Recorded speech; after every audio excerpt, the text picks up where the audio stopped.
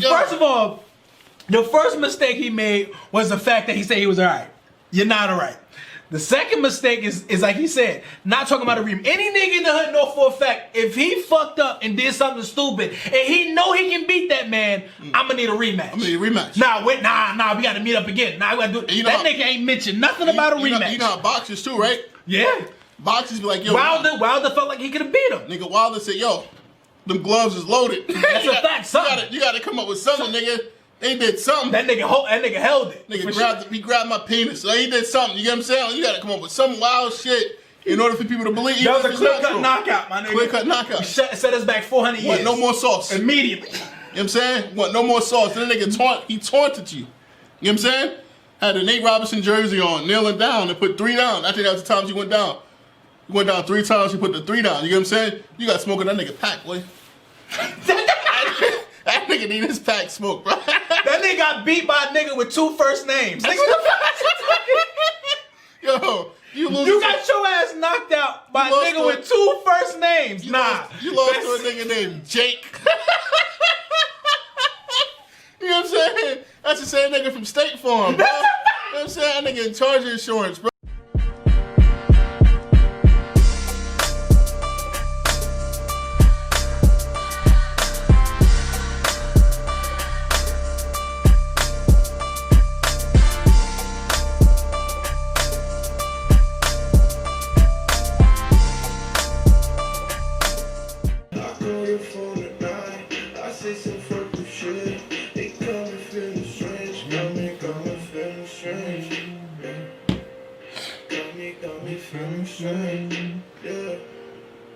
You say you hate me though, but you still coming through.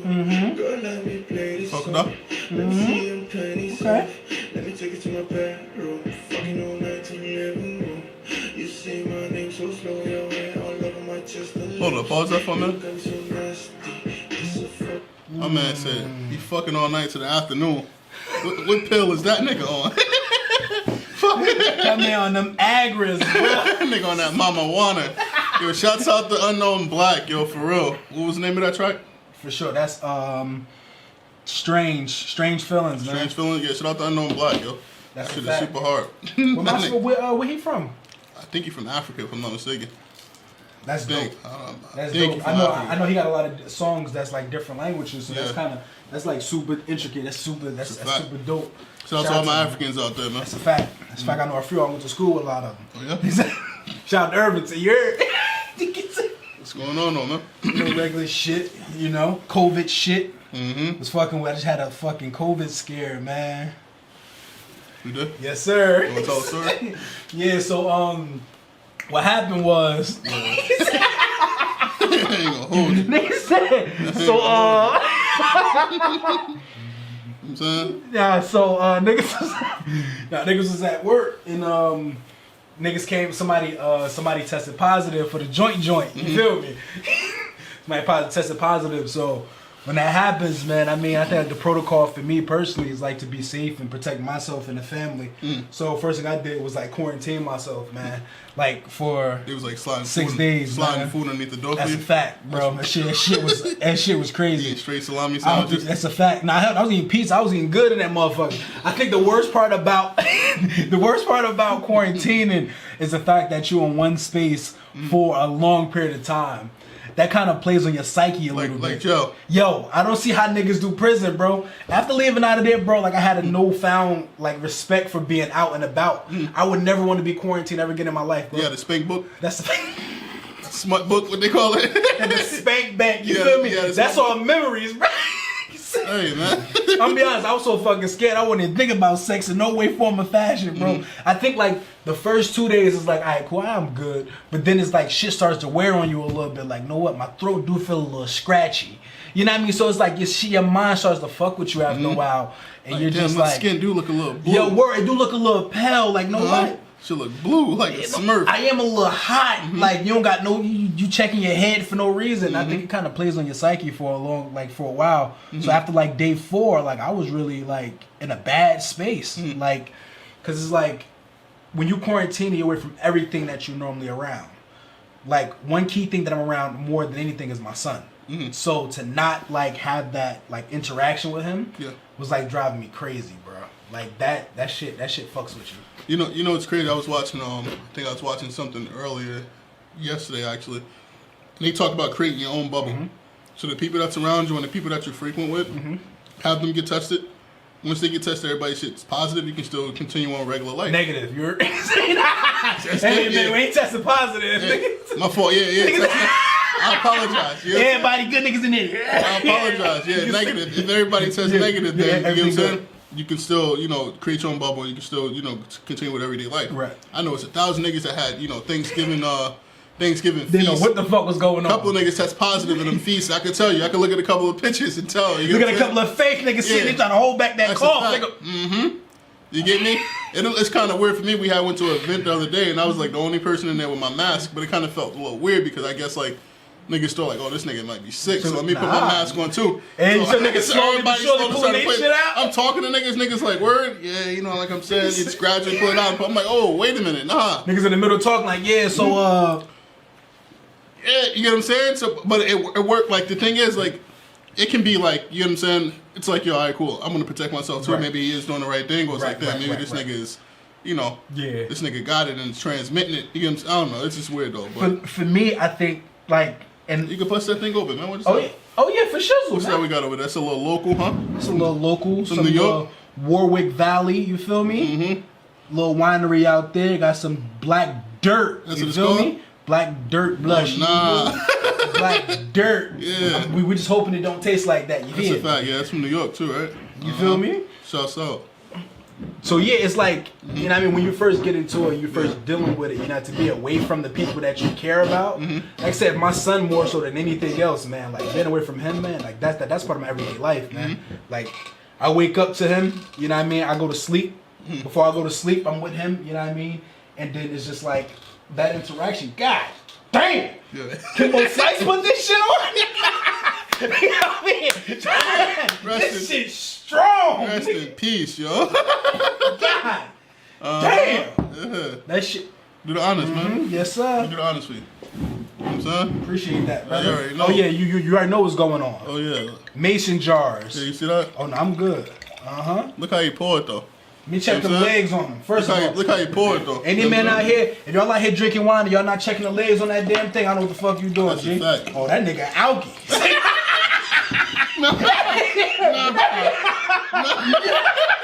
He said he going for it. That shit smell like dirt. Smell that shit smells. It smells like Moscato. It got that Moscato hint to it. Smell a little sour too. I know New York water fucked up like ours. So I think you know what I'm saying. That shit polluted too. That's a fact. Got that Hudson River water. You feel me? That's a fact. Ain't no legs on there. It's light. On that side though. That's side. It's light. Yeah, shit tastes like oil, but it's all good. You know what I'm saying? Yeah, man. But yeah, it's weird times we're living in. Ho. That's not bad. That's what I'm saying. Yeah. That's pretty smooth. That's a fact, yeah. Yeah, another one. But it's actually like the times we're living in now, and I think we're actually about to go back towards like a whole lockdown phase. You know what I'm saying? Like the place I work in the Ironbound section in Newark. So picture this, right? Newark in its entirety have like a 20% positive case rate, right? Right. Ironbound itself has a 40%. I believe it, because that's a whole nother community. That's like a whole nother state right there down there. But it's ridiculous because you got people down there, right? Obviously, it's like a bunch of Brazilians and Portuguese and things like that, right? And it's a lot of restaurants down there. So the first thing they try to do is blame it on the restaurant people, saying that the people from other places travel down and they there. gather. Yeah. I could understand that logic, right? But I see these people every day in the streets. They're not wearing masks. Niggas don't care about masks. They don't give a fuck about They trying to come in the store and everything without. They trying to, people don't care about masks whatsoever. Like, they don't give a fuck about nothing. Right. I seen people, when they about to walk into a store, they whip it out their pocket because it's protocol. Right. Other than that, they outside in the street smoking, like everything is a good time. Passing. Yeah. Smoke it, you know what I'm saying? Niggas sharing cigarettes and that, like, it's weird. For randoms. Yeah. But then it's like, it gets super weird, you know what I'm saying? But I was in Union, right? I spent like a week in Union. I got, had to go help out in Union, and I was helping out, Union for a week.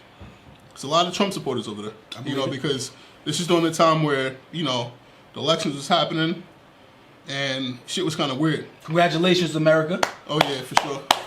Congratulations. first black female vice president. That's a fact. You know what I'm saying? But I continue. So I'm over there, and people are pissed. It's like, yo, like Joe Biden doesn't even look competent. Like they was pissed. The fuck he don't look confident. Yeah, they said like something like he not supposed to be here. You get me? Like he look weird. Like he don't know what the fuck is going on. Like he doesn't have the fucking arguments that people make. Bruh, and they just saying it. And the cashier, who I had like great conversation with, she's like, yeah, he doesn't. You know, I want Trump to. So she was a Trump supporter, right? But it's okay. Like for you, your beliefs and stuff like that. That's fine. It's okay for you to like Trump. And I hate to get into politics super early. We're gonna bypass this shit, but it's just a story. It's okay to like something completely different than what I like, and it's 100%. Okay to believe into something that I completely disagree with. However, what traits that this man possessed that you like? That's the weird part about it. True. But I don't want to get into that. I guess we can say that for later, whatever the case may be. But what traits does he possess that you like?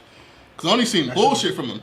I seen, I wouldn't say racist tendencies. I seen, racist you know what I'm saying? I like that. Racist tendencies. You like that? I like racist tendencies because you can't call a person racist unless you know for a fact. But he do have racist tendencies. But for a white woman to like someone else, it's a little bit different. You know what I'm saying? It's like a bias standpoint too, but it's fine. But you can't relate. You know what I'm saying? As a white woman, you probably can. You can't. Why can't you? Because you got that's another thing too. You got trailer trash white folks. I get you. I give you guys. And you got rich white folks. You know what I'm saying? That's a completely different race within itself. Yeah. That's like off white. That's. You know what I'm saying? Like they like it's like white. They're like niggas that live in the trailer. It's like off white. You get me? Like it's a little. Talking about creating different races. It's a different race. Yeah, that's a fact. You get what I'm saying? Like they live different, eat different. You get what I'm saying? Talk different. 100%. It's a different race. Trailer trash is definitely different. It's a different race. You get what I'm saying? But it was surprisingly. Get back to the story. Surprisingly, everybody over there social distance. There's a lot of Trump supporters. And, Trump don't believe in COVID shit like that. Although he got it, but he still don't. But people social distancing without nobody saying anything. Right. People had their mask on. Right. It's respectable. Right. But here in the Ironbound, you know what I'm saying? Well, some of these, Portugal got hit, when it first came out, Portugal got hit hard. Okay. Brazil got hit hard, and a lot of these people are from there.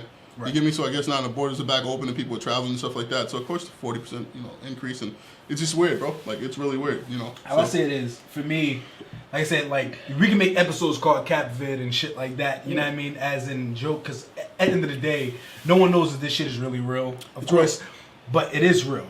And how I see it is, I like how you did long as you're just protecting yourself and protecting others, that's the object of the mask. Well, if you're protecting yourself, you're protecting others. Right, exactly. So within doing that, that's how it works. For me, even if I know I don't have it, but the potential of me having it is high. Still, you can be you can be an asymptomatic person carrying it. So you just put the mask on to protect the people around you. Your boy is negative, so I'm good money, to say the least. You know what I mean?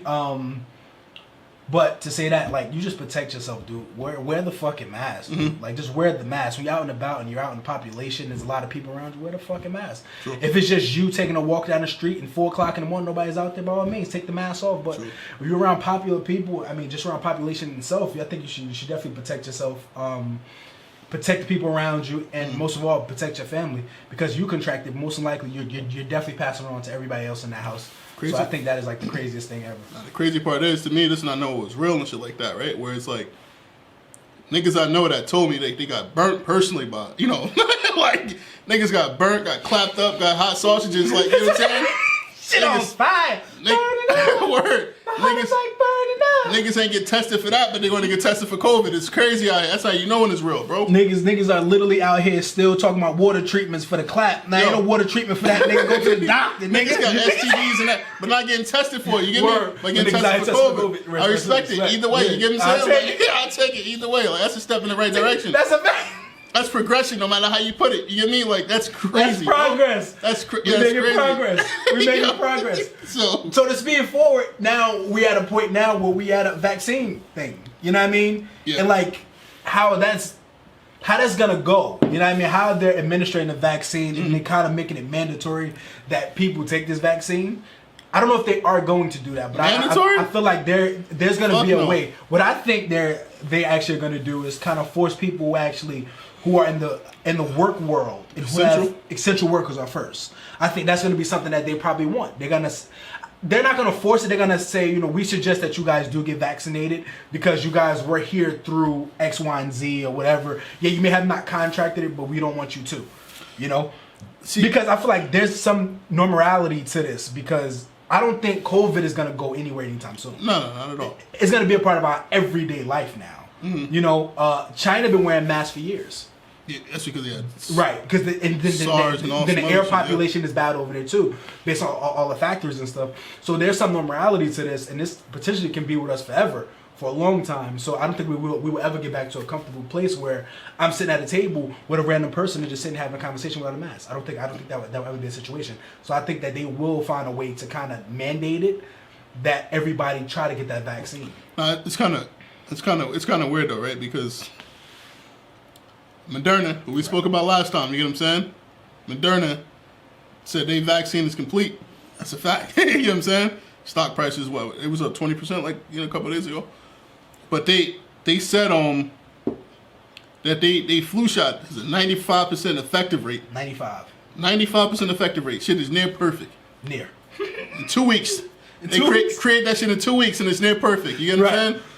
Something is off. Niggas say it usually take 10 years to create a vaccine due to research purposes, right? You got to really test it, on many different things and people, animals, like whatever the case may be. Right.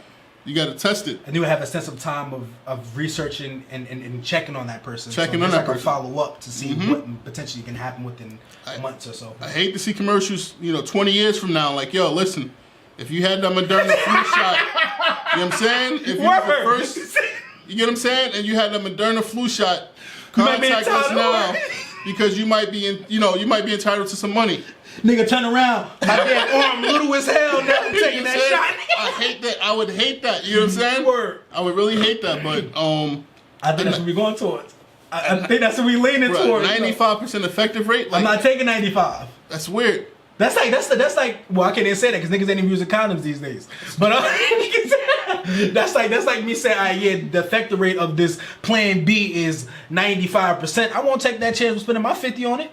But you bugging the fuck out. I need that 99. There's some niggas that take chances. What is it though? Plan B? Nah, I think that shit 99. I think it's a fact. I don't know. I think like the quickest you take it, like if you already purchased it on hand and you just want to leave it in and you take that. You know what I'm saying? You reach over. Already. I think it's like 99. Nigga pull out the drawer, got a lifetime supply. That's it. Draw 1,000. Yeah, draw. But I think if you pull it out then too. If you pull it out then I think the effective rate is super high, probably like 90 or something. After I think 72 hours, I think that's when it starts to die down. It's like an Advil. Right, exactly. Yeah, you know what I'm saying? Shit like an Advil. You're taking pain medicine at that point after 72 hours. But I think, I don't know, man. I just like the effective rate is everything for me. But nothing is never going to be close to perfect. 100%. I don't think it will, but still, it's one of those things where you play with people's lives. You know what I mean? Where it's like, now don't get me wrong, we're all like just guinea pigs to all this shit. I mean, I think by the time a kid is 18, he done been vaccinated by like 105 different type of vaccines. You know what I mean? Like, come on, our kids go to the doctor every year or so, and they're getting 3 or 4 shots every time. They inject them with a whole bunch of shit. You know what I mean? So it's one of those things. You know what I mean? So I just think that right now, niggas should just be safe, man. Like, protect yourself. You protect yourself. You know what I mean? You protect the people around you. You'll be fine. But this shit's getting scarier by the day. It's getting scarier by the day because there's new shit coming out, and then they're making shit. They're creating stuff to give us, and we don't really know what's in it. We don't really know what's in it. You know what I mean? Yeah, I don't think we ever would know what's in the vaccine. You know what I'm saying? Like it's just weird. It's super weird to me that the vaccine is coming in like 2 weeks, bro. Like, you know what I'm saying? Like it's niggas crazy. can't cure AIDS. Been around for 52 years, and they still ain't got a cure for that shit. Nah, they got a cure. Magic got that cure. That's a fact. All jokes aside. I'm kind of worried. Magic's the only motherfucker who surpassed everything. If you think about it, his career, like his trajectory in his career was like crazy. But then they came the spokesperson of this shit. That's what I'm saying. Like, but his shit was like after the shit that AIDS did for his career, like he just became like Nigga own about 3 or 4 like major sports teams. Yo, that's like, a fact. You know what I'm saying? Before he was just like just a ball player, a point guard. That was it. Just a ball player, one of the best. One of the best, but you just a point guard. But when you reach this level, you just this shit just took up. Couple bills up, and you own a bunch of different teams and all that shit like that. It's like damn. Like I didn't know how successful that nigga really was, and it's how successful he could have been. He never signed with Nike. Mm-hmm. He had a Converse. He had a Converse deal. Yeah, but Converse is through Nike. Yeah. But the weird thing is, the niggas at Nike offered him actually shares of Nike. What did he say? Some would have he denied it because Nike wasn't what it was. Remember back then when they was playing basketball, the shit was Converse. Everything was through Converse. You had Chucks, and then you had that little that sneaker that came out. Mm-hmm. But then Nike started to take over, and Magic missed the upside of that. But that's neither here nor there. Yeah. But yeah, that nigga definitely went. I mean, Dr. Sebi, you know what I mean? He had the cure for it. Yeah. You know what I mean? And we see what happened with that. Yeah. But I mean, when you think about it in general, medicine is just like Band-Aid and shit. It's patchwork, right? Because they sell you water. So, because the idea is, if I cure you, you'll never come back. Facts. If I cure you, you'll never come back. But if I get you to suppress whatever that pain is, money is in the treatment. Right, exactly. The money is actually in the treatment. We got to play the long-term game. So if I cure everybody, then there's no way I'm making a ton of money. I'll make a lump sum of money here, but longevity, I won't last 20 years. I will only last 10 years because nobody's coming back to pick up that same prescription. Think about places like Rite Aid, CVS, and all these things who predominantly make their money off prescription drugs. And it's because people rhetorically come back over and over and over and over and over. That's how they make their money. I think it's something called, I think it's prescription in a bucket theory. Okay. Whereas out of 100 prescriptions that's being sent out, only one is being filled. Okay. That's insane, right? But why is that? Because some people might take it. They might get the prescription. They realize like, all right, fuck it, like they don't really need it. I don't really need it. Or they might take it. They get to the pharmacy, and they don't take the insurance. Okay. So it's like, all right, cool. You can just buy it over the counter. Okay. All right, cool. So it's like many different theories on why, but it's only one prescription being filled. And also, what happens now, like with pharmacies and shit like that, and I guess we can go into it a little bit more. But what also happens now, you got something that's called PBMs. Okay. So it's a PBM. I believe it's a prescription. It's a prescription manager, pretty much. So it tells a person where they can pick their prescriptions up. Okay. Like the most well-known prescription managers, it's Cormark. Cormark is owned by CVS. Yep. Walgreens has more stores than CVS, I believe, but CVS is CVS is more known than Walgreens because they have a PBM where they constantly getting people just sent over there. Okay. So how you get your prescription managers is by having people religiously fill their prescriptions and constantly coming. And Walgreens has a hard time with doing so. Right. Rite Aid has a hard time with doing so, having people constantly keep coming in there. So that's another thing. That's another thing why those two companies are going down the drain. Right. Whereas, you got Amazon, and I don't know if people know, but Amazon announced that they have they're going to start, delivering medication to your crib, front door, because they had purchased pill pack, right, a year back. Right. So now they're starting to, come to your front door with it, so you can get your Prometh and everything. Niggas in the hood, love it, yes sir. Get your Adderalls at your front door. Drop it off the perky. You get it. Pick that shit up at your local wherever, you get me? You can but do you think that will help? Because like how I look at it is, although Amazon is this big brand, this big household name, they partner with the Rite Aid. So in doing so of them, delivering those meds to you, how not make it even simpler where they can get the prescriptions and get their drugs at a lower price because of a store like Rite Aid that they already partner with. So I think potentially they can actually acquire a store like Rite Aid, a company like Rite Aid, and make it even simpler and get their drugs for a lesser cost too. Yeah. I mean, they could definitely do that if they acquire what's the name. It all depends on if they're looking. I mean, you definitely need like a brick and mortar for people to actually come. That's my thing. So you're trying to find that brick and mortar, and then I think when you come to prescription drugs, that shit is expensive. And don't get me wrong, Amazon is a huge company, but I'm sure if they can get a discount of $2 billion a year, they'll take it. But the thing is, like I think we mentioned before, we was talking about before the podcast started, Rite Aid is on the coastal. Right. It's by coastal. Right. So you have West Coast and you have East Coast. Right. There's no righties in the middle of America. Them trailer park niggas, they order from Amazon too. They need that. You get what I'm saying? They need that too. So I think that's the only issue, like trying to acquire stuff that's in the middle, but it's going to get interesting. But it's crazy how they keep letting Amazon like just purchase whatever the fuck they want to purchase. I take it as long as my stock keep going up. I'm cool with it. You feel me? That's true, but it's like, damn, bro. Like in order to go to the store, corner store, I need an Amazon account. Right. That's ridiculous, bro. It's crazy. Like I mean, I feel like Amazon now like is your corner store. It is your corner store. No, like I say that because you can't get a chopped cheese like I just had. I'm sure within the next 10 years you can. I'm sure within the next 10 years you can have a fresh hot sandwich at your crib. Bro, I'm not getting no chopped cheese from I'm Amazon, telling you, bro. I believe it. I feel like Amazon is just this thing where, like, niggas don't even walk to the store to get paper towel no more. People are ordering off Amazon. Like, people don't even walk to stores to get anything, bro. When I tell you, I know people that get Amazon packages every day. They come to the store every day to pick up Amazon packages. Every day. That is their corner store now. But if you can buy anything off that just think about how stupid we are as humans, right? You ordering something that you have to still go to a store and pick up. That's not weird. See, what people is, I guess because when it gets shipped to the store, it's free of cost, right? And if you don't have the Amazon Prime account, blah, blah, blah, and they can still package in the hood, too. Yeah, and they'll charge you for... That's a fact. But you're going to the store. Just go to the store. Like, we get stupid about a fucking day, bro. Like, but that's why that's what I think ideally you need a brick and mortar store. Here and there. Have something like a Walmart.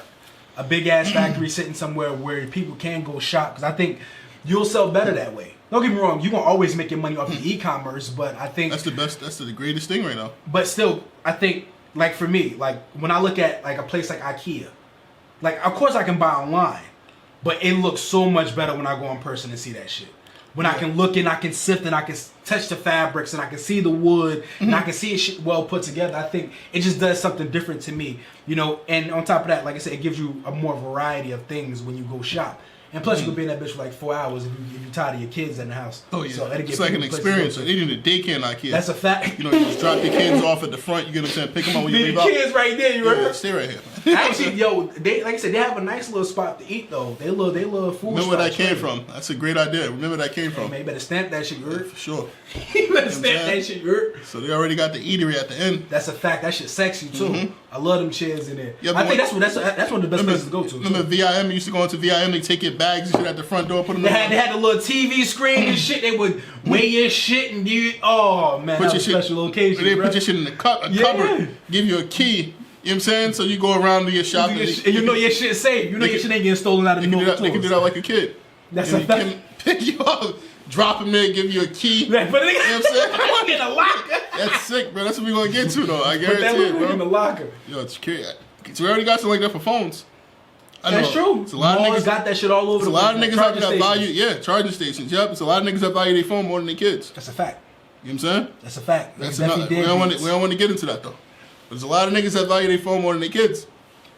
So when niggas get to a point where they put their phone inside a locking case and then walk around the mall and they come back, yeah, that's wild. You trustworthy. Niggas don't even leave their phone in the bedroom with their girls. That's a fact. Fuck, you said niggas even in the locking case. Word. That's a fact. I seen niggas like stashing weed and shit inside of like the locking case. You know what I'm saying? Come back like, you know what I'm saying? Like, it's crazy, bro.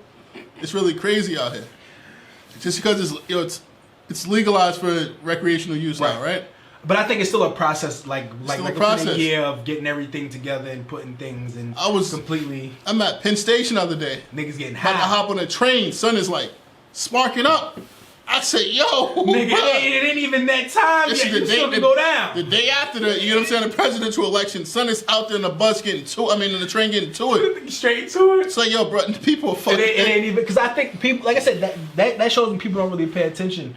And like, yeah, it passed. It's 100%. It's passed. Shit is, for recreational use, nigga said, fuck that. This shit started today. I'm about to light up this OG. It started. It's like it's crazy. It's still a process of getting everything done, signing the paperwork, pushing the paperwork through, make sure it's approved, going through judge and jury and everything like that before it's actually passed. So we got to be careful with that. Although they not looking for it no more. But don't be stupid. Come on now. That's just blatantly stupid. You know what I mean? Like, that shit drives me crazy. Like, I go to my grandma's house all the time, and I see the young niggas, like, just in a hallway smoking. So when the fuck it's cool to start smoking indoors? Like, what the fuck? I thought smoking was for outside. Nah, it wasn't. The fuck? I mean, the dope boys, when we was growing up, niggas be in the hallway getting to it, too. Nah, but it was different. There was older niggas. I'm talking about young niggas. I kid you not, yo. Growing up in the projects was like the craziest experience, bro. Like, pit in the court. One floor, drug needles. Another floor, piss. Another floor. You can't compare pit in the court to no other fucking project in the world. Listen though. That was the scariest, most beautiful project in the fucking world, bro. First floor, right? Closest. That's where the drug needles at. You know what I'm saying? That's the spot where the fiends shoot up at. Yeah. You go upstairs to the second floor. That's the bathroom. That's where you see smell like piss all through the whistling. You get what I'm saying? You go up to the third floor to the dope boys at. It's a longer process for the cops to get up there. That's a you fact. might know everybody that live on that third floor. Hear it. You can hear it. You get what I'm saying? Yeah. So when the cops first bust in, I'm telling too much, man. When the This cops, nigga, hey, listen, he's a man. ratatouille ass nigga. So when the cops first bust in, who they see? The drug addicts. So they're gonna take them first. So, you know what I'm saying? Yeah. By that time, you already out of there. Go through one of your homies' crib, hit the fire escape throughout the front. This nigga know the whole process. Come on, bro. I'm out there for it, man. You know what I'm saying? I'm out there for it, man. I swear, my memories of Pit in Court is so much different. I just remember, like, anytime my grandmother would go, it would be early in the morning. We ain't talking down on Pit in Court. Oh, no, it's a fact. It's a fact. I just remember. Because I'm still out here, too. I gotta work down there. Yeah, What this did you nigga talk said about? it. Now, I just remember, because this would be like ghost town in the morning. So once we leave, this shit'd just be, I mean, like Star City out there. You leaving, niggas, kids playing, niggas dicing, everything. I bro, it's the most beautiful, most dangerous place in the fucking world.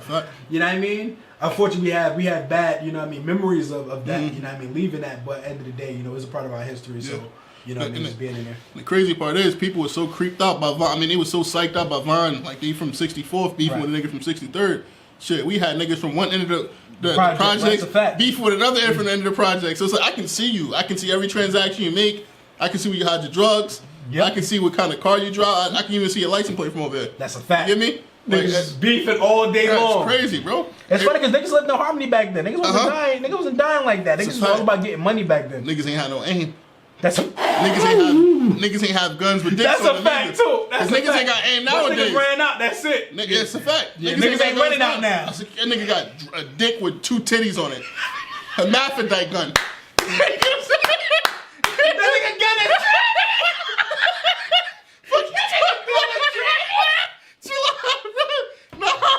A hermaphrodite gun, you get what I'm saying?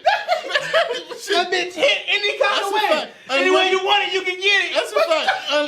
Unlimited bullets, bro. He just sitting there letting it go. Niggas got rocket launchers and shit. I swear. Yo, it's weird, bro. Yo, the hood is different nowadays, bro. I'll never forget, bro. I never forget when I was going to Spencer, right? You got a Boys and Girls Club over there, right?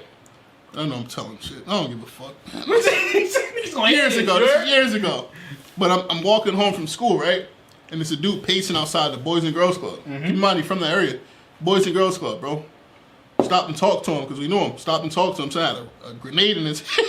A grenade. I cannot make this shit up. He had a grenade in his head. And I'm sitting there thinking like, yo, do this fool know if he throw a fucking grenade inside this Boys and Girls Club, he's taking the entire block out. What is wrong? Back in the day, everything was fucking connected. Yo, bro, you live 2 blocks down. Your grandmother's house is gone, nigga. Your grandmother lived 3 doors over. You know what I'm saying? Like, are you kidding me, bro? Yo, it's so fucking crazy, I felt like the difference in back then was that like niggas enjoyed the hood. Like I felt like there was fun still in that shit. Like you can be an innocent kid and I have to be involved in that shit to enjoy all this shit.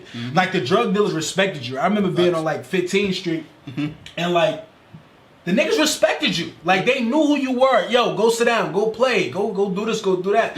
Now it was like, nah, come over here. We need you. You gotta be great. You gotta be this. Where it was like you can be a part of the community, you can be a part of the hood and not have to be involved in it 100%, but see everything that go on, but still have a childhood. And I know it's kind of spin off, you know what I mean, where the conversation went, but I just remember that shit because that shit was fun back then. Yeah, you know it's crazy. I earned my respect from drug dealers by the way I dressed. Like niggas would ask me like, yo, like you think these fire? You know what I'm saying?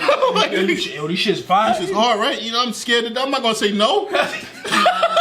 Yeah, them shit's hard. Nigga, his shit booted down. You didn't even see the sneaker. You didn't see the sole, that's it. You don't even know what he got on. Yo, them shit's hard. Yeah, them shit's fire, bro. This shit got the biggest boot cut of Mavi's ever. Bro, crazy, bro. Crazy.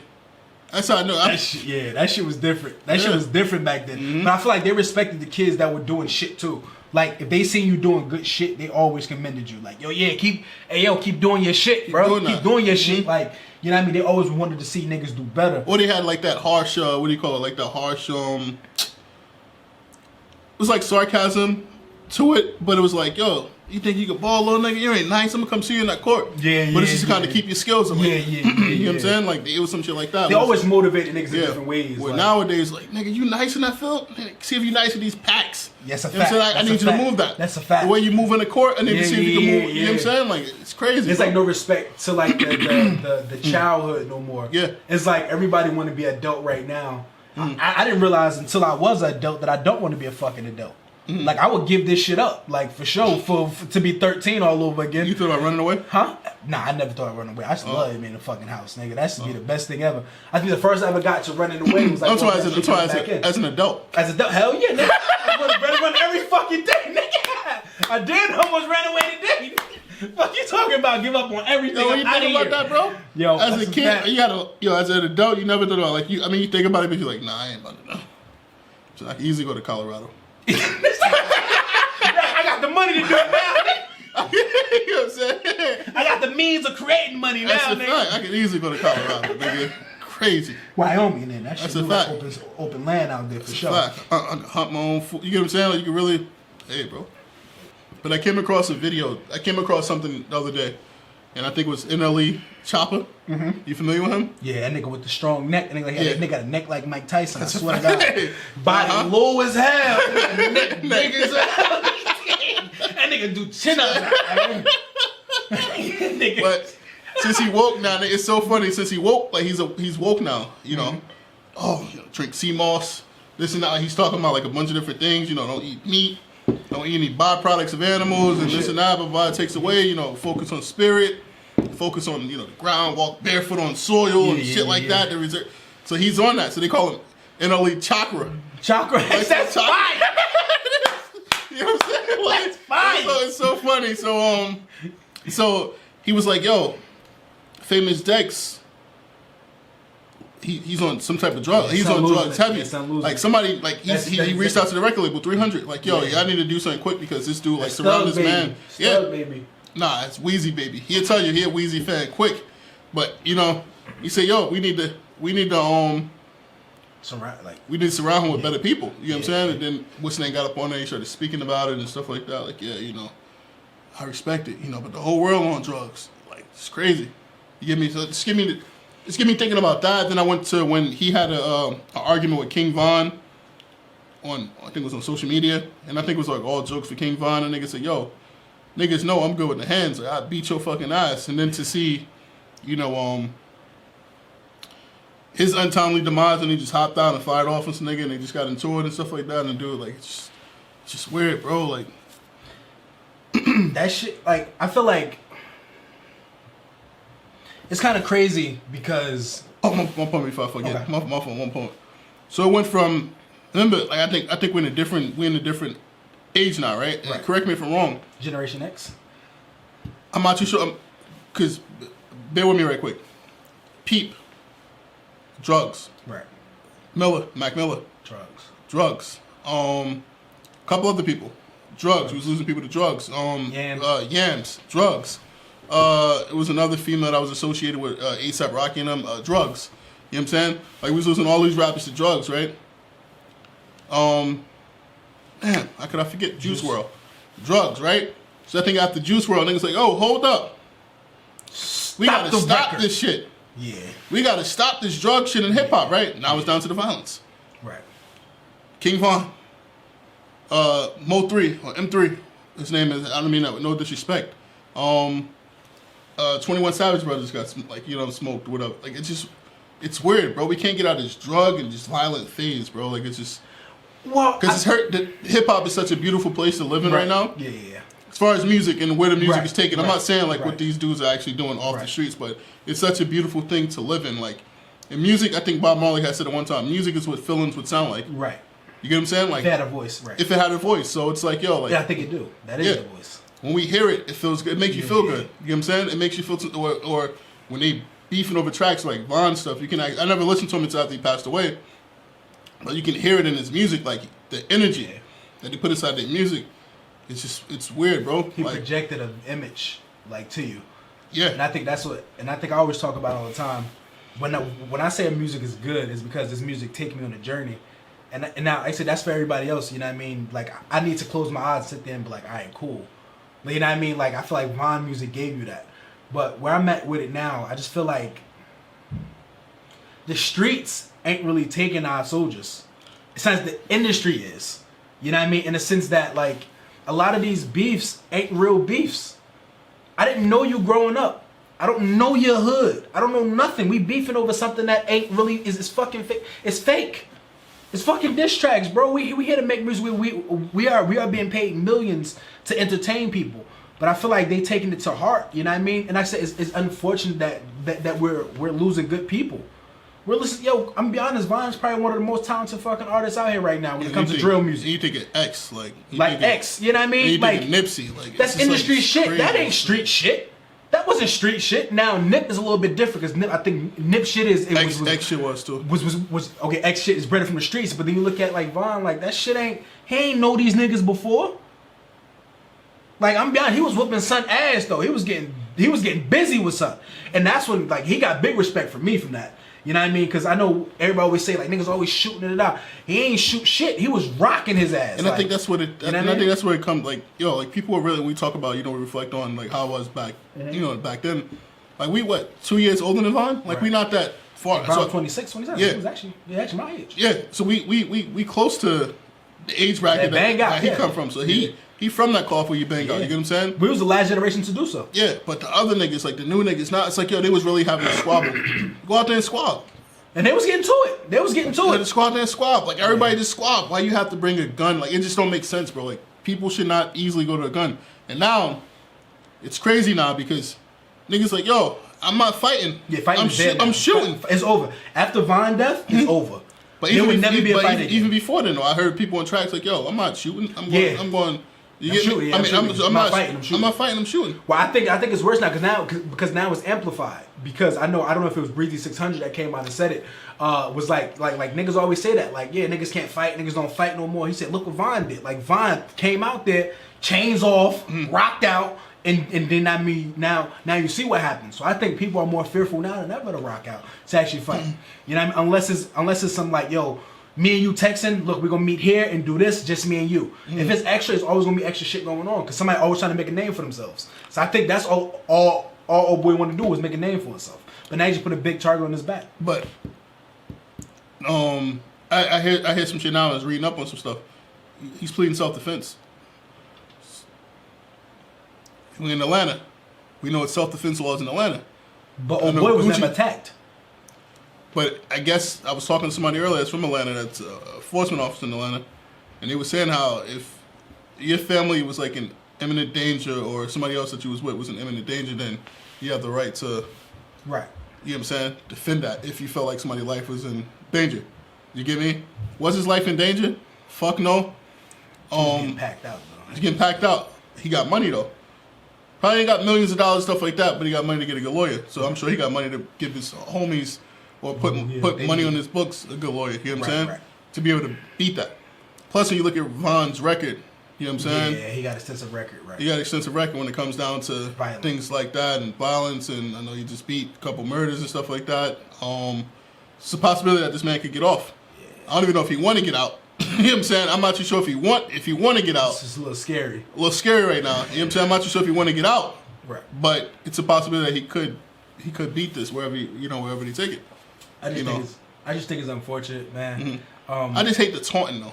I don't like the taunting. That's it. Like, and dude, what's the name? You remember from that dude? What's the dude name? I'm not gonna say Ponderano. I mean, I'm not gonna say his name, bro. Listen, I'm not gonna shed light on him because I feel like he's ignorant, and this is his thing is to now boost his name. You know what I mean? He put right after it happened, he waited 3 weeks and then put a song out with the video taunting it. You know what I mean? I feel like.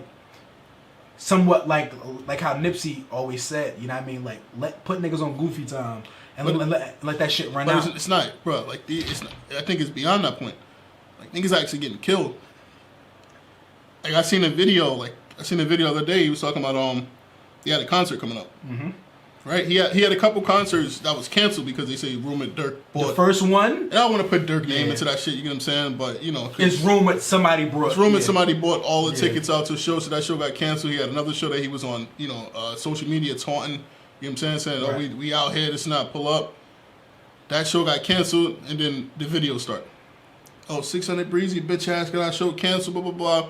And they did with a bunch of Dickie suits on, you know, blue flags and stuff and that. So now it's like a Crip, now they making it into a Crip thing now. Right. I understand y'all Crips and stuff like that. He keeps saying 60 everything now. Everything is 60. And I understand, right. y'all Crips or whatever the case may be. But if I'm not mistaken, that Vaughn and what's name stuff wasn't over Crips and Bloods or whatever. It wasn't at that. But now you make it into that now. So now you see what happens, right? You building allies with people now. Because it's like, all right, I'm Crip too. So whatever happens in my city, I'm with the shit because he from the neighborhood. You know what I'm saying? I'm associated with that. So now I'm jumping on that too. That's me. You feel me? That's coon shit, bro. And it's very dangerous. It's bait. It's dangerous, bro. Like it's super weird. I don't know if anybody else caught that. Niggas draw a line because what they doing, they slowly drawing that line. They like drawing a line that's been blurred for so many years. Like people didn't give a fuck about flags and who banged what. Only nigga that was still talking about whether or not his flag was red or blue was Wayne. That's it. The only thing was 692. 692. Anybody worried about that nigga? That nigga ain't worried about that. Nigga ain't blood. He already said he wasn't. So only nigga that is actually affiliated and that was saying red, blue, red flag, whatever was. But what I'm saying is who actually pulling that card. Snoop, are you kidding me? Snoop talk about it. I'm talking about Wayne, and we're talking about fucking social injustice. Niggas talking about only thing I believe in is this red flag. That weird coon shit. You know what I mean? But I'm saying that like no one's out here like yo real talk. It's me and that's it. Unless it's ignorance. Like anybody with growth ain't really bringing that up. Nip wasn't like yo real talk. I don't fuck with you. I'm 60s. Like nah, I'm 60s, but that's just that. That's my hood. That's who I rep. That's what it is. YG, I'm 400. That's what I rep. But it ain't fuck you. It's like whatever it is what it is. If you respect me, I'm respectful. Cool. Let's move on. It was never about I bang over here and that's it. Fuck with me or don't fuck. Like you know what I mean? It was never that. I think the line was blurred, especially when we get to the industry. That line is always blurred. You know what I mean? The two of the biggest fucking gang members in the world, like you mentioned before, Suge Knight and Snoop. Them niggas damn near tied flags and like rocked out. Yeah. But the object is like he started to play with that shit. Like okay, cool, it's 60s this, 60s that, and it's like it wasn't that, bro. It was some fucking industry shit. It was some industry shit that leaked over and became some real shit, and it never should have. Take that ass whooping like a man. And like I said, like you know, you posting videos and you know doing that. Then he deleted his Instagram. He had to because I think he fucked up because the show got canceled and he had to promote. He called the promoter up like, yo, who canceled the show? Who called to get the show canceled? Oh, 600 Breezy called the police and the mayors and stuff like that. They called it. So he posted a screenshot or he posted a video of him talking to the promoter, and fans pointed out that the video was from like 2 years ago. So he deleted all this shit. Like it's coon shit, bro. It's like it's this weird shit. Like they trying to play chess, but they playing fucking checkers. They being stupid. They sloppy. Niggas is. I think people are just fearful for their life. You know what I'm saying? I hope this shit ends peacefully, but let's be real. Like it's not gonna end peacefully. You know what I'm saying? There's gonna be a lot more packs being smoked. It's gonna be a lot more. I'm sorry, but that saying is fucking wild. What? Like that pack shit, like to smoke a pack, and it's like, yo, to hear niggas, I think it really hit home to me when nigga Gucci said this shit, bro. We smoke. What did he say, bro? What Gucci say? What he say? He's smoking on what's the name? Yo. Pookie Loke. You know what I mean? Like we smoking on Pookie Loke tonight. Like that shit is crazy, bro. I just feel like it's sad, That's super disrespectful. Like I feel like niggas should got hands, bro. But even still, like it's growth. Like it's growth. No, it's growth like a motherfucker. Yeah, it's growth like a motherfucker. Like that Jeezy shit. Like after seeing that shit was different. And I know we super late on it, but we just after seeing that, bro. Like it's like yo, like you kind of faced with growth and like sometimes you just got to move. But it's kind of hard to say that because you put a hit out of my life. You know what I'm saying? So it's like yo, it's up to me to want to. You know what I'm saying? But that shit coming together, that shit was cool. You know what I'm saying? Yeah, because we can't even speak on the whole logistics of it. You know what I mean? Like when the song came out, the song was called "Stay Strapped." I was young, so I didn't really understand it. I never heard the track. I heard the track, but I didn't hear it. I listened to the track, but I didn't hear it. You know what I mean? Like when you're young, you're not putting two together of what's going on. Mm-hmm. I hear I know that they beefing, but I didn't know what "Stay Strapped" meant until I listened to it like a few after the fucking what's the name of it. I'm like, yo, I know they beefing, but why? You know, I know, it's supposedly he put a hit out on him and shit like that, but I don't know what the fuck going on. When I listen to the song, I'm like, oh shit. Like, the nigga was like, yo, I need niggas to dust him. You know what I mean? And I see why Gucci can be a little bit like, nah, fuck that, nigga. Like, you tried to off me, nigga. If I wasn't on point, it would have been over. Like, there would be no verses. There would be nothing here. You know what I mean? But like I say, it showed growth that he even accepted it. That's the first thing. The acceptance, that's the first thing. I accepted to be in the same room as you. That's the first thing. The second thing, for me even to go through this and not jump over that fucking thing the whole time. He wanted to. The nigga ain't sit down not one time. He wanted to. That was another part I seen. I think it is after, you know what, I think after, 20 years or 15. 15, how about I say, better chill out. That nigga knew he counted them shits. He counted them. After how many other years that is, bro, when you finally get in the room or you finally face to face with somebody. Jeezy married. Oh, he's getting married, whatever the case would be. He's got a Gucci married too. Yeah, Gucci married as well. But let's speak. All right, so Jeezy, right? Jeezy married. He's got another corporate position. Right. He's like VP at Def Jam or some shit like Which that. Is like, dope as hell. Shout out to him. Super dope. So you got a lot of things going on. You in the rooms. You touching shoulders with Jay-Z every now and then. Anytime you need a verse from Jay, you can get it. Like Jay is linked with different people and on some straight suit and tie type shit. So when you're in that atmosphere, you're not in the streets no more. Yeah. You tend to have a different perspective on certain things. With Jeezy, Gucci's still in the streets. Yeah, he's still connected. He's still corporate too a little bit because he got a label. That nigga's connected. But he's still connected to everything. Every young nigga that's popping right now has connections and ties back to him. He still got his anybody from streets. Atlanta. Yeah. Anybody from Atlanta, so he still got these young niggas around him. And this one nigga, Pooh Shiesty. I don't know if you ever heard that nigga. That nigga sound like he shoot, bro. I don't give a fuck. Yeah, but still, we got the coon shit. I'm sitting there watching videos from him. Like the videos he got behind, like on stage, like they battling on stage, right? And he's like, yeah, fuck that nigga, bitch. He's just recording himself. But what's his name is behind him? He's that motherfucker, Jeezy, lame as fuck, blah, blah, blah, this and that. It's like, yo, bro, if you're man piecing it up, take a back step, bro. Yeah, shut the fuck You ain't up. got enough money to be in this conversation. You get what I'm saying? This shit ain't got nothing to do with you. It was beefing way before you was born, little boy. Like, take a back seat. But having that type of energy around you, bro, can influence you to do some wild shit. Where it's like, yo, I'm trying to move on, but you got your young homies like, nah, fuck that nigga, bro. He tried to get you killed, my nigga. So back in your head, you like, that nigga really did try to get you killed. So you revisit all those 15 years, those 20 years, you get what I'm saying? That same shit. It's like, yo, bro, move on from that, bro. Like, move on from that shit. And like, I can see flashes of that, too. Yeah. You seen flash. Anytime he would go down, he would talk to me, and he'll come back with more, like, yeah. It's like somebody was putting that battery in his pack. Like, that nigga really, he played that, bro? Yeah.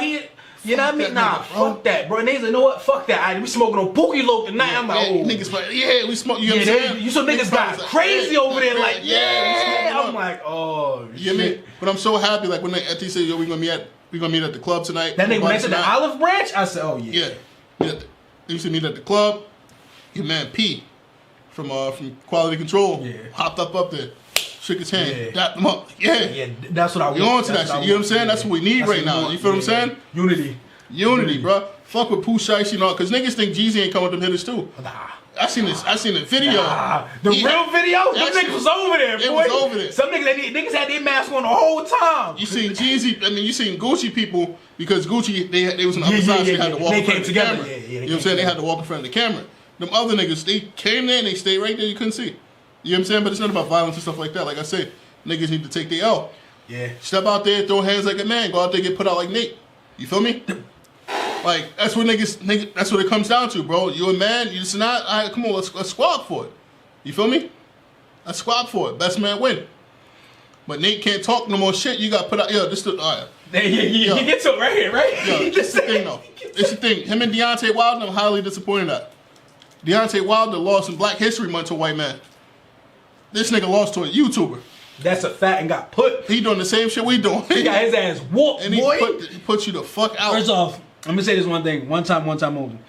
I don't want to hear shit from none of you basketball niggas talking about you can fight. Only nigga I know for a fact that can fight, two niggas, Ryan Artest and Steven Jackson. Facts. The only two niggas I ain't gonna lie. My man J.R. Smith might got a tweet from the South. Nah, Rasheed Wallace. Yeah, Rasheed Wallace. Yes, we know how that shit go. And then you other niggas, no, ain't happening. I don't want to hear shit from Patrick Beverly. I don't want to hear shit from none of you niggas. Y'all Y'all let y'all man come and get knocked the fuck out by YouTube. You see the thread though?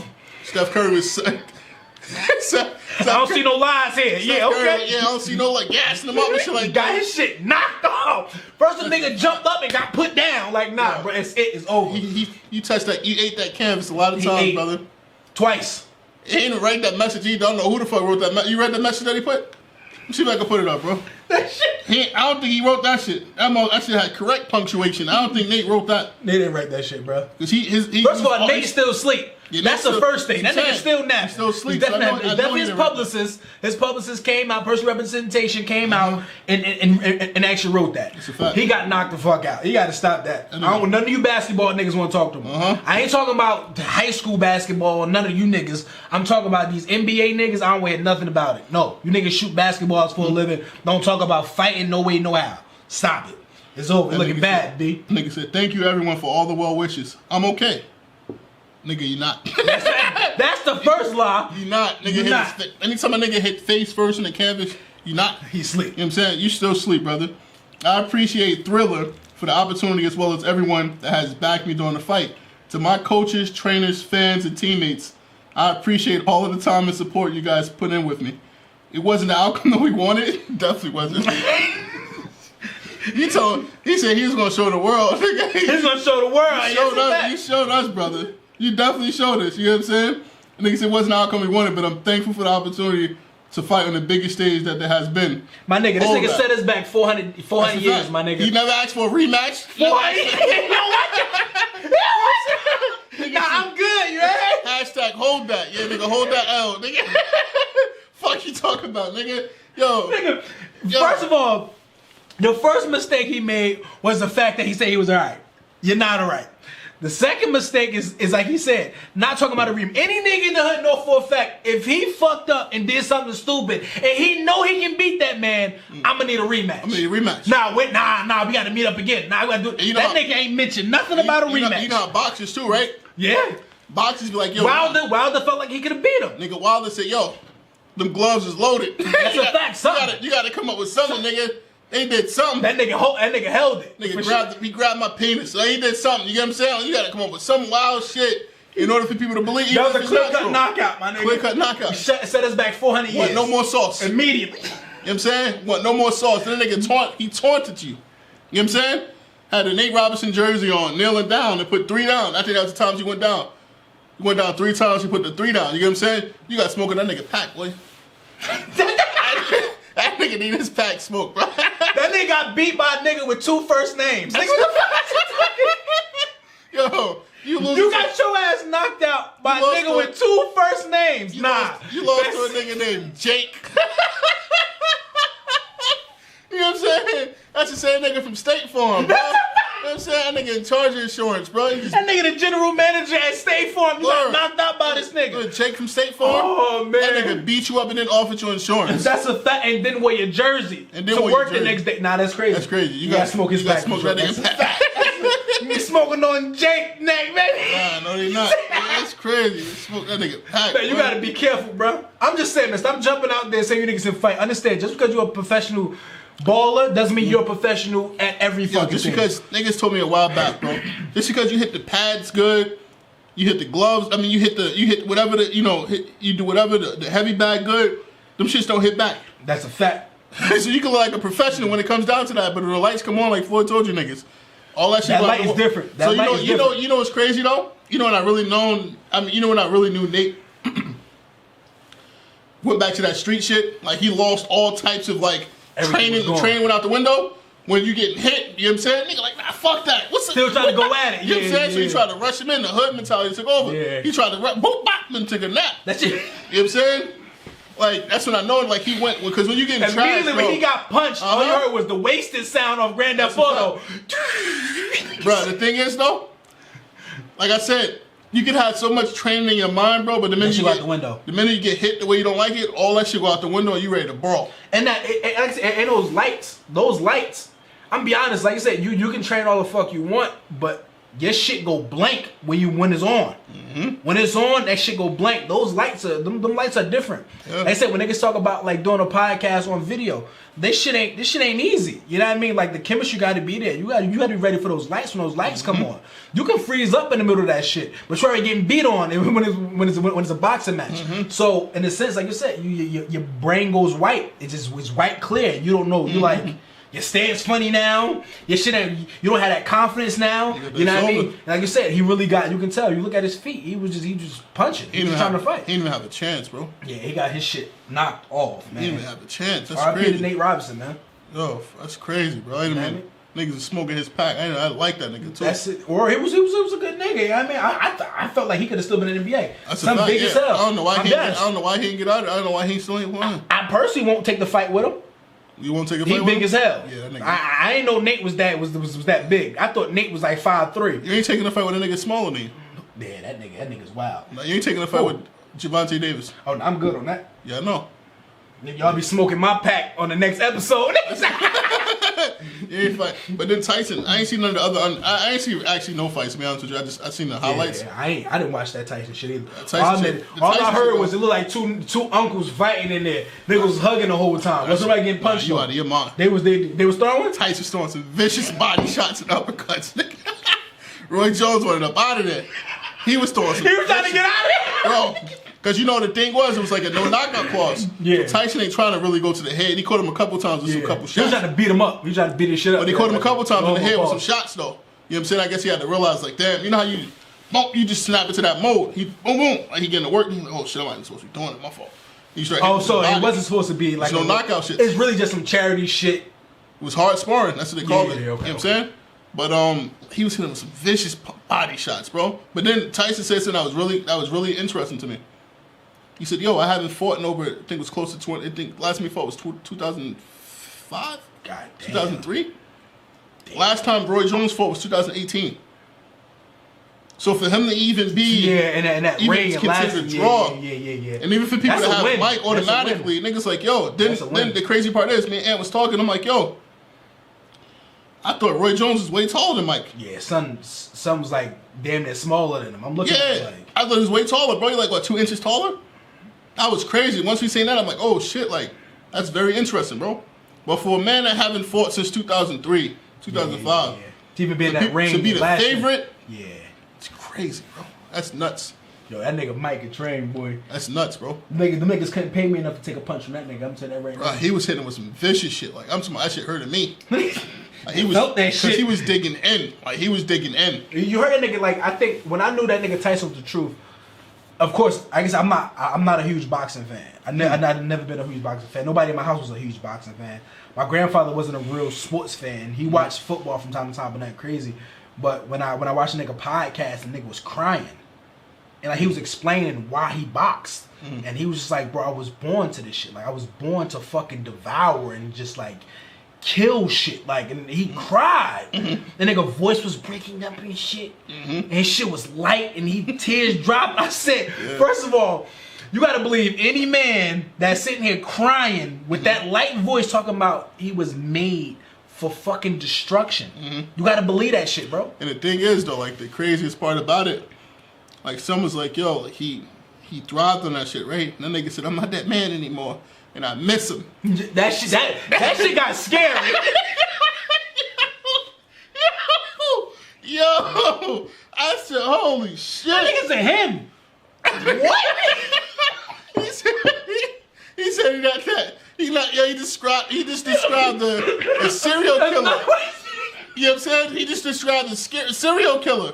You know what I'm saying? How he used to go in there and straight assassinate. He used to go in there in the ring. Oh shit. Go in the ring and assassinate people, bro.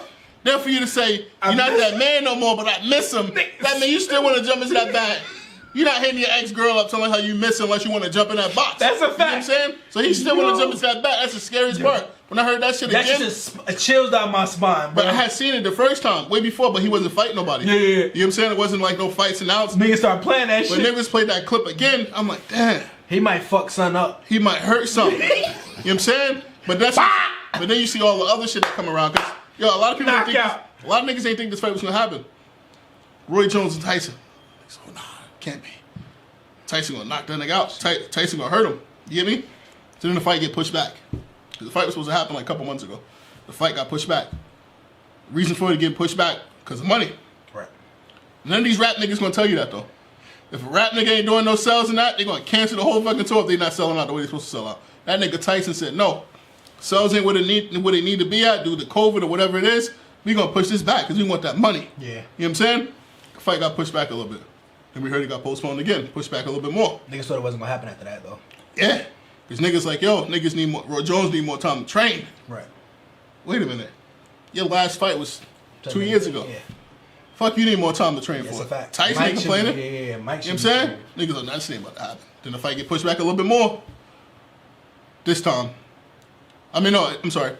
Once that fight got pushed back, oh, you need more training time. All right, cool. Then another announcement came out. No knockout clause. I'm like, here we go with this shit. Nigga slap boxing, basically. Yeah. That's what they did. He was slap boxing. But up until like the last minute, though, a lot of people ain't think this fight was gonna happen. Like a lot of like professional sports people. I'm be honest. I was looking at it, even when I heard it, I was like, yeah, that shit is nice. They're gonna hype that shit up, do some Floyd shit, come out, make out with some money, is over with. It's all over. Even Dana White was like, yo, how can you enforce like a knockout, like no knockout thing? Yeah, that's weird.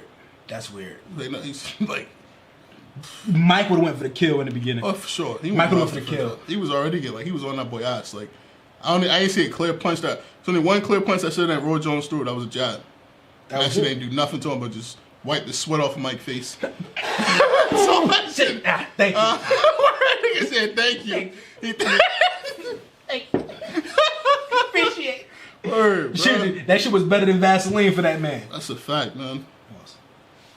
The crazy thing for me watching that shit was like the motherfuckers had a whole performance beforehand. Nigga Wiz was rapping and shit. Nigga had a whole Oh, they did. Oh, yeah, they did say that. Yeah, they did say they was gonna do that. I'm Yeah, like, what the fuck is this, nigga? This MTV Awards or some shit. Like, nigga on a stage, like. They did say they wanted to do Hold that. on, hold on. It was somebody else that. It was like 3 other dudes that performed too. Yeah, I think it was Lil Wayne supposed to perform too. Yeah, it was supposed to be him too. Wayne, did he perform? I don't think so. I think Wayne working on that motherfucking what's the name? No Ceilings 3 right now. Yeah, that shit. First of all, the only thing I don't like about that shit is the fact that he put out a. Let's say on boxing right quick. Okay. So speaking of boxing, Javante Davis. Oh, that 6ix9ine shit. You see the video? Yeah, I seen it. It's some more words back and forth type shit. Yeah, bro. But why are you trying to fight? That's not your. All right. So for people don't know, I guess Javante Davis seen 6ix9ine. 6ix9ine in these streets. He in these fucking streets, nigga. Fuck her. Quarantine streets. That nigga not trolling y'all no more. He ain't trolling y'all no more on the internet. That nigga in your face now in the streets. All his chains on. Do something. Do something. That nigga had more chains. He went to the icebox and got more chains. They gonna be smoking that nigga. You seen his neck? We smoking on 6ix9ine tonight. Yeah, he had his neck full, bro. Chain, like he had more chains than usual. You get what I'm saying? Yeah, and he had the club and he just throwing money. Not selling 30,000 a week. Listen, bro. Jeezy only did 20, but it's cool. Yeah, but he throwing money, right? Just throwing money. You know what I'm saying? That's not your beef, though. Like, why niggas want to fight sick, bro? That's not your beef, bro. You a boxer. Niggas ain't trying to fight you. You know what I'm saying? That would be a fun fight. It wouldn't have been a fun fight, bro. Like, anybody's trying to fight you, bro. You're a fucking boxer. That has nothing to do with you, bro. Niggas would really throw their career away for some street stupid shit. We just talked about this before. You would really throw your career away from some dumb street shit. Shit ain't got nothing to do with you, nigga. You got a good career ahead of you. You know what I'm saying? You got a nice career ahead of you. You undefeated, focus on staying undefeated. I would love to see that shit. I think he took a loss, so he got disqualified or something because he didn't make weight or some shit like that. I would love to see you undefeated. Knockout 6ix9ine. I would love that bro, shit. You undefeated. Keep focus on that. Stop focusing on street shit. That beef had nothing to do with you. He ain't put no nigga that you know in jail. You know what I'm saying? Keep it easy, bro. He in the club. What you trying to do in the club? What's that nigga talking? Bro, he in the club, bro. Bro, he in the club. How you trying to fight it? That's the weakest shit I've ever. How you trying to fight? And this nigga, he can fight. Nigga trying to hate from outside the club. Bro, he's a dog, bro. Javante Davis is a dog. Why are you trying to fight somebody inside? He look like one too. You're the dog. But why are you trying to fight him? You trying to fight him in the club, bro, for everybody. What's that's up like a Rottweiler and a Chihuahua. That is, bro. I see what you did there too, though. But he like a pit bull, though. That's like a pit bull and Chihuahua. I see what you did, though. Chihuahua, Mexican, that's nigga crazy, yo. That's bug. Hey, man. Listen here, G. I'm a proud supporter of that pack. Yo, I'm a Brown supporter that back, you heard? Nah, bro. That's crazy, bro. This dude is sick. Yo, dude had no regard for human life whatsoever, bro. That's crazy. Man. You know what I mean? And that's not me, you know what I mean? I don't wish death upon nobody, man. Shout out to Niggas ain't got no regard for human life at all, bro. Shout out to 6ix9ine, man. That's a fact, man. Shout out to him. I pray that he stays safe in a time of packs being smoked. I guess you could transition to loser ass music. As a fact, 20,000 a week. Yeah, that's a fact. Nah, That's okay. What is it called? No Ceilings 3. No Ceilings 3. Only thing about that shit that was gross about it is the fact that somebody did an art cover with him standing on a cop car, saying no ceilings and some shit like that. And it said justice for, I think, Breonna Taylor on one of the shit or some shit like that. You don't believe in that though? That's what I'm saying. Like that shit right there was like obviously a PR stunt. He posted that though? It's obviously a PR stunt. Posted that? Wayne posted it? I gotta check, but if that is his page, it's obviously a PR stunt. I don't believe that. I don't think he believe in that. He tell you time and time again he don't believe in that. Yeah, he don't. I don't think. I nigga tell you racism don't exist. You know what I'm saying? Slavery never happened. He's telling you this. Sorry. It didn't say just for Breonna Taylor. I'm sorry. I don't want to misquote that man or nothing like that, but it do say their names. I don't agree with that. I don't. So his page? Yeah. I don't believe that Wayne really stepped in that area. I think someone else did that. I just don't like that because that's not. If you're gonna stay in one lane, just stay in that lane. Don't try to jump over to the other side. You'll sit on the front of the cop car. So that's my only thing. Come on, bro. You don't believe in that, bro. That's my only thing about it. I'm willing. I take the music, but I wouldn't add that. I don't want nothing from him, bro. I wouldn't add that. Time and time again, we keep letting niggas piss on us and telling us it's fucking rain. Listen here, time and time again, we let this man piss on us and tell us that it's rain. You get me? He has a fucking album cover. He's promoting music. He must say their names. He's told you that slavery didn't exist. He's told you racism doesn't exist. He's told you there's no bad cops. How the fuck is he doing this, bro? This is bait shit. It's weird shit. You gotta reach out to Drake and DJ Khaled to promote a fucking mixtape? Are you serious? This is bait shit, bro. Then you gotta say their names. And I guarantee in the first track, you talking about 6 niggas you done killed. What type of shit are we talking about, bro? This a game to niggas like this? Yeah.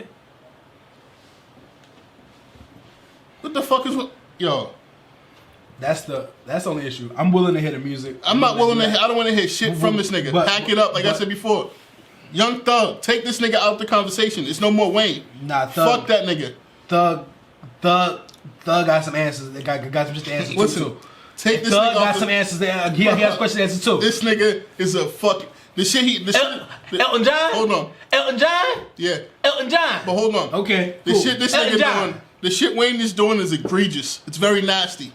It's nasty, bro. It's baiting. What the fuck what we talking about, bro? What are we talking about, bro? Say their names is a Black Lives Matter statement. You just say you don't believe in that. You don't fuck with their movement. And these are national publications saying this. It's not like he's saying this shit from his Instagram or anything like that, even though I know Instagram posts now from a celebrity is something that can be broadcasting, amongst, millions of people. This nigga's on what's these TV networks? So I don't watch TV like that. Like all of these shit. CNN. Yeah. What's the other one? Fox 5. What's NBC. The other ones? NBC. Like you on these shit talking about you denouncing everything. Black Lives Matter. Slavery. How a nigga say slavery didn't exist? What's up with this nigga, bro? And you got niggas like Rod that put him in the top 5. I don't understand it, bro. Then the first track, put it like this. First 5 tracks. Special on Mike Brown, the Ferguson situation. What do you think needs to be changed in the way black men are policed in America? Leave that up with the critics and the laws and all that other shit. Oh, nah, hold on. Stop, we having money. Hold Yo, up. Wayne crazy, yo. Like, Nah, hold up. Nigga Wayne out of control. Nah, man. hold up. If you gonna do that, play some Wayne shit. Nigga Wayne out of control. If we That gonna do man that- was specifically asked Yo. about how being police was one thing and how they treated in regards to Mike Brown. That nigga stated, leave that shit to the laws. We iced out over here. That's the first thing he fucked up at. Secondly, Andre 3000. If anybody know me, I am not a huge fan. So we off Wayne. No. I'm not saying we off Wayne. I'm not saying Wayne don't do cool shit. Let's finish with No.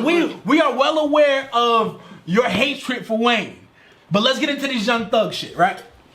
So this nigga Young Thug actually came on. That was live TV. She asked him about Mike Brown. That was Boss Up. You feel me? Okay, hold on. Boss Up is no different than the shade room. You Right. bait niggas into questions. Right. Why the fuck are you asking Young Thug to speak on political topics? But what is the issue? Why the fuck you asking Lil Wayne not to go get $1 million check just by walking into the fucking White House? The thing is, somebody asked NBA YoungBoy about some shit too. Why are you asking these niggas that's not into the shit about things like that? So what's the point of asking Wayne? Go ask Killer Mike. Mike will do that. Come on, that's how it know what works. I'm saying? Go ask Killer Mike. Go ask Ice Cube. Go ask somebody that got some fucking knowledge on this shit. You asking young niggas that just killed 4 niggas. Why you ask Wayne then? Bro, you said what? When has Wayne ever stood in front of a fucking social issue, a non-violent, nothing? He was just with Trump last week. The nigga don't even know who Dr. Martin Luther King is, I'm pretty sure. Yeah, but he was just with Trump last week. Right, that was a check, nigga. Come on, bro. Did you not hear the story? Did you not hear the story? He's doing. Did you not hear the story? The story is this. This is why I fuck with Pusha T. They was wait. He was paid. He was paid. They was offering niggas $1 million checks. Not saying, I'm not speaking specifically how many they offered Wayne. I don't know. They was offering niggas $1 million checks just to come to the White House. That nigga Wayne still ain't get paid from Baby. That nigga need that milli. That nigga wife just left him. He need that milli. She left him because he supported Trump. He need that milli. So he went for a check. His wife left the him nigga after. had a V-neck turtleneck on. His wife left him The after nigga had a V-neck I turtleneck understand on. that though, but it's some serious shit though. His wife left him after that. Right. You feel And me? I'm cool. Like I said, I'm not arguing that. What I'm saying is that we didn't hear him speak on Trump. We didn't hear him Bro. say anything. We know This this day nigga and age, Thug- if you stand next to somebody, you endorse him. Period. Point blank. All right. So pause. It's not. We got pictures of Donald Trump and Snoop together at a party. You endorse When him. was this? Years I don't ago. care. You Right. endorse him. It's a picture with him. You endorse But him. it was years ago. So what? He still was fucking bitches back then too, raping yeah, bitches but and everything, right? but people can change. Allegedly. The thing is, people can change. Who? Within the Trump. matter. Stop I'm playing, saying- man. No, what I'm saying is, we know people from our childhood, or whatever the case may be.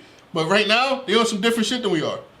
That happens, bro. You can link up with niggas early on, what you think is cordial and cool, because Donald Trump was a huge figure in the hip hop community. 100%. Let's be real. Now niggas don't fuck with him. Niggas don't fuck with him because they found out what he's about. You know what I'm saying? That's why. So because Trump and Snoop was together 13 years ago, that shit don't mean nothing for me.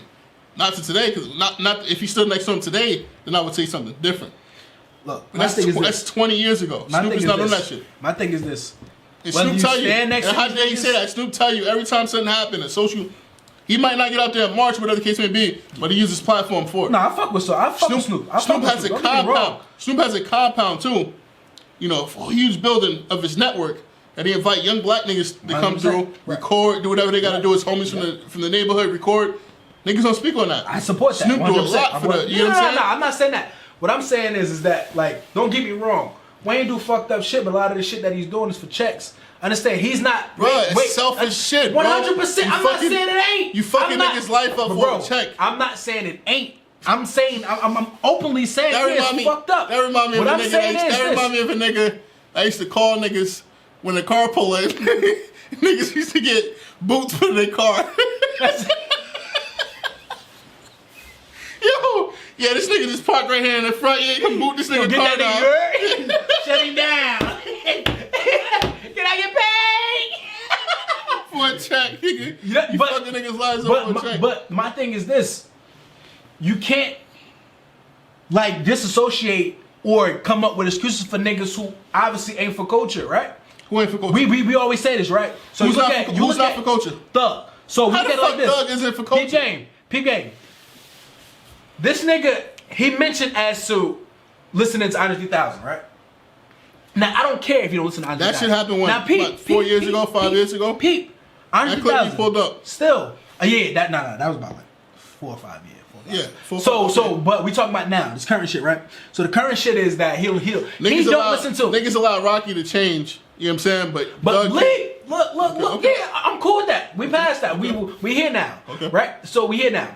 So he stated that he don't listen to Andre 3000. That's fine. Okay. I personally don't listen to Andre 3000, right?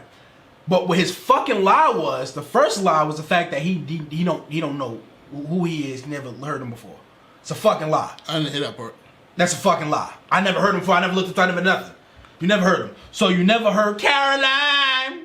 But he probably never. You don't have to study this man. But you heard this man's songs. That's bullshit. I can disagree with that. That nigga is a legend. A legend in Atlanta. That's okay. That's what I want to get into too. We got time? We got time? I got some. But wait. Oh, we got time, right? Right, but wait. 2 seconds. Okay. 2 seconds. We live in a tri-state area, right? New York, New Jersey area, right? We speaking on Atlanta shit. So if you just give it time to breathe and let niggas from Atlanta tell you about them shits, they'll tell you. Like he said, he's a street nigga. He ain't listen to Andre 3000. He ain't a legend down there. But we keep how we telling niggas he's a legend down where they live at. You know what I'm saying? Like niggas ain't saying like we can't niggas from the streets will tell you. Niggas say, yo, we wasn't bumping him. Niggas said we wasn't bumping him. So that brought me to a conversation where I'm like, yo, a lot of niggas that we keep saying is ATL legends. Why the fuck are we saying the ATL legends? When niggas down there don't feel the same.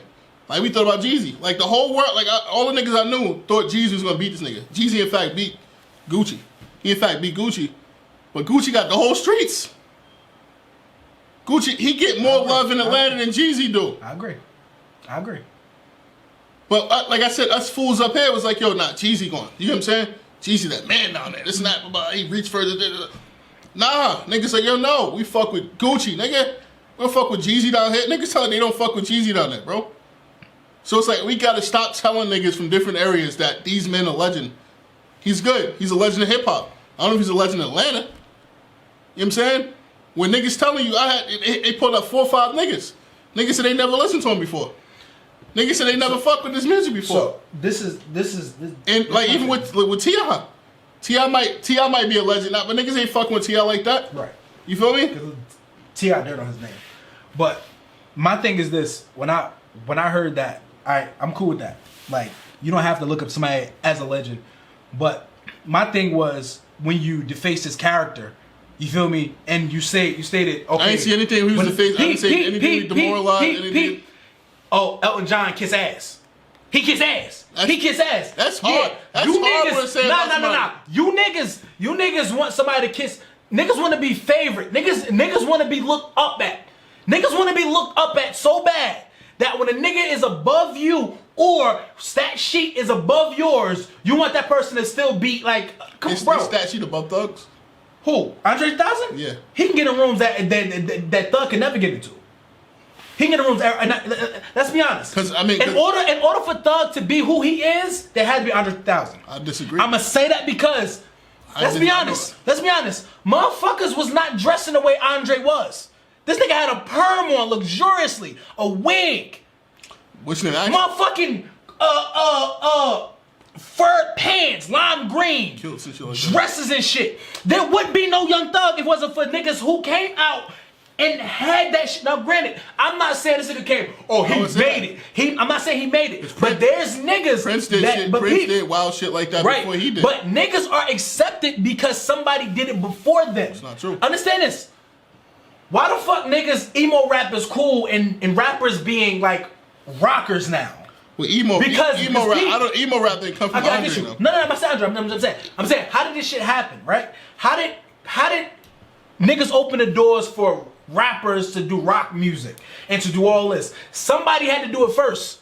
Somebody had to jump out the motherfucking water and do it in order for it to be okay. Yeah, I'm not that's saying it's making millions. That's I'm not true, saying, but somebody can grow up and like rock music and not be a fan of what you're talking about. I'm not saying it is, So but understand is there is a lane and there is a slight bit of acceptance because it was seen already. But both can be true. Right, I'm not saying both it can be true. But he can say he's not. My point. He can say he's not influenced by. That's fair. And that's fair. Yeah. That's fair, but what I'm saying is you can't sit there and tell me, oh well, yeah, Elton John this and then but him, he gotta have assistant, he gotta do this, he gotta do that. Well, people say the same thing about. All right, so to get what's name, people say this when somebody tells somebody they's a fucking kiss ass. I don't think that's high praise at all. You tell it's a disrespect. It's a disrespect, and I'm okay with that. But but you can't sit there and say talking about a white man. No. The fact of the matter is, I'm quick. Okay, because you're talking about a white man. I'm quick to sit here and say, "Oh yeah, Elton John." What the fuck Elton John has ever done for the culture? But he's complete opposite of Andre 2000. But who the fuck? I got my Elton John in the motherfucking playlist. I'm rock. We not playing that bullshit. We are not. It's hot. We're not. That shit is not hot. He's high up there. There's only one nigga who can play an Elton John song and have a feature that we'll fucking listen to, and that's Kanye. He's up there and everything. He's Thug up there. ain't no. I'm not so. Niggas in the hood ain't bumping that shit with Elton John. That song was hard. What song is? What's the name of it? That shit was garbage by Pseudo. That shit was fire. That shit was by Pseudo. You can play it too. You can play it too. That shit was garbage. My whole thing is two can be true. Yes, he can influence something, and Thug can say he don't. He's not influenced by that nigga. I didn't see any disrespect that he said by that. I don't see any disrespect he said by that. He said he never listened to the nigga. He didn't listen to him. Fuck it, like what's wrong with a nigga saying he didn't listen to him? Why are niggas so bent out of shape about that? Yeah, man. This how I see it is. You compare a white man and a black man. Mm-hmm. A white man who's trying to get into the culture. That's what trying. What do you mean? Elton John is 90 years old. How the fuck is he trying to get into the culture? Money in it. It's money in it. It's more money. It's more money where he's at than over here. What the fuck are you talking about, bro? It's money in it. It's money in it, bro. Shit hard. Garbage. Like I was saying. Hard. So, my nigga, my thing is I'm okay with it. Do music whatever you want to do it with my nigga. But in the same sense, I don't know that. Not Elton John. He want to kiss ass. Andre 2000. He got secretaries. I got to talk to secretary to get in contact with him. That's a fact. Yeah, nigga. That's perfectly fucking fine. That nigga said, he said, nigga, the nigga's John, retired from music. Elton John's so real, bro. The nigga acting like, when Guap getting out. That's real, bro. That ain't real, nigga. That's obvious shit. That shit in the news. Everybody know Guwap in jail. He said Guwap though. Wanna know what? Nah, nigga. That's what's the name? I'm sure he ain't fucking Guwap. That nigga said Gucci Man. Yo, bro. That nigga said Gucci Man. He ain't even said Gucci Mane. That nigga said Gucci Man. Bro, he said with Guwap getting out of jail. That nigga, that wasn't in a conversation. That's crazy. Wanna know why? Because at the time of that song being done, if I'm not mistaken, wasn't Gucci locked up? Okay, if Gucci was locked up, everybody know that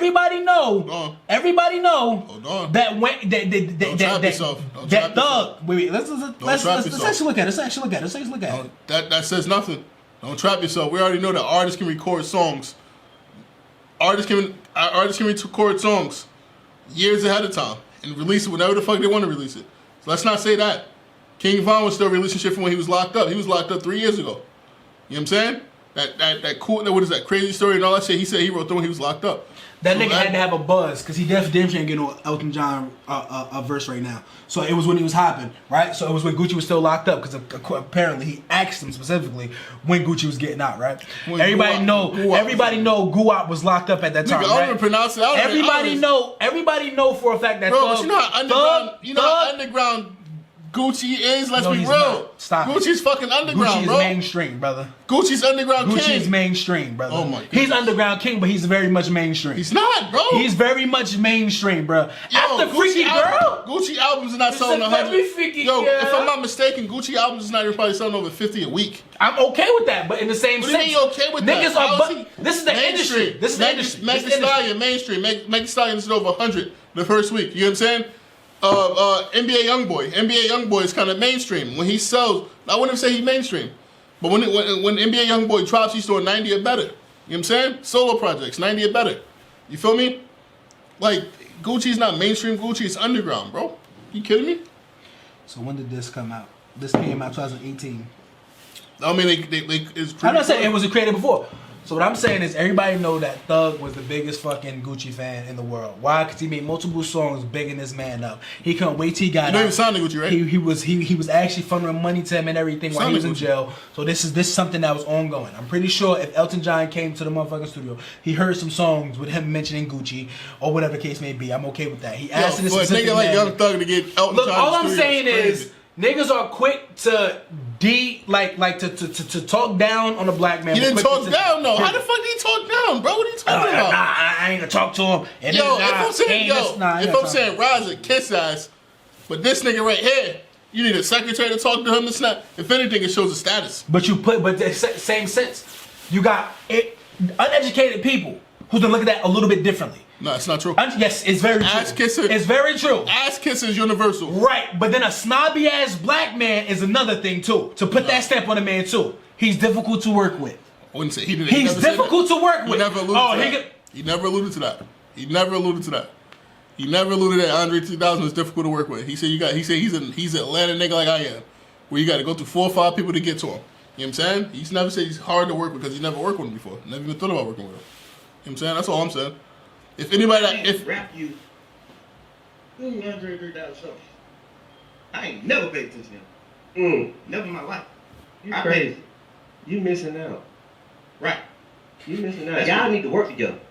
That's what you. Hey, look. That'd be crazy. We most definitely. Yo, motherfucking next move. He said we most definitely Just would. like you went to work with Elton John, nigga.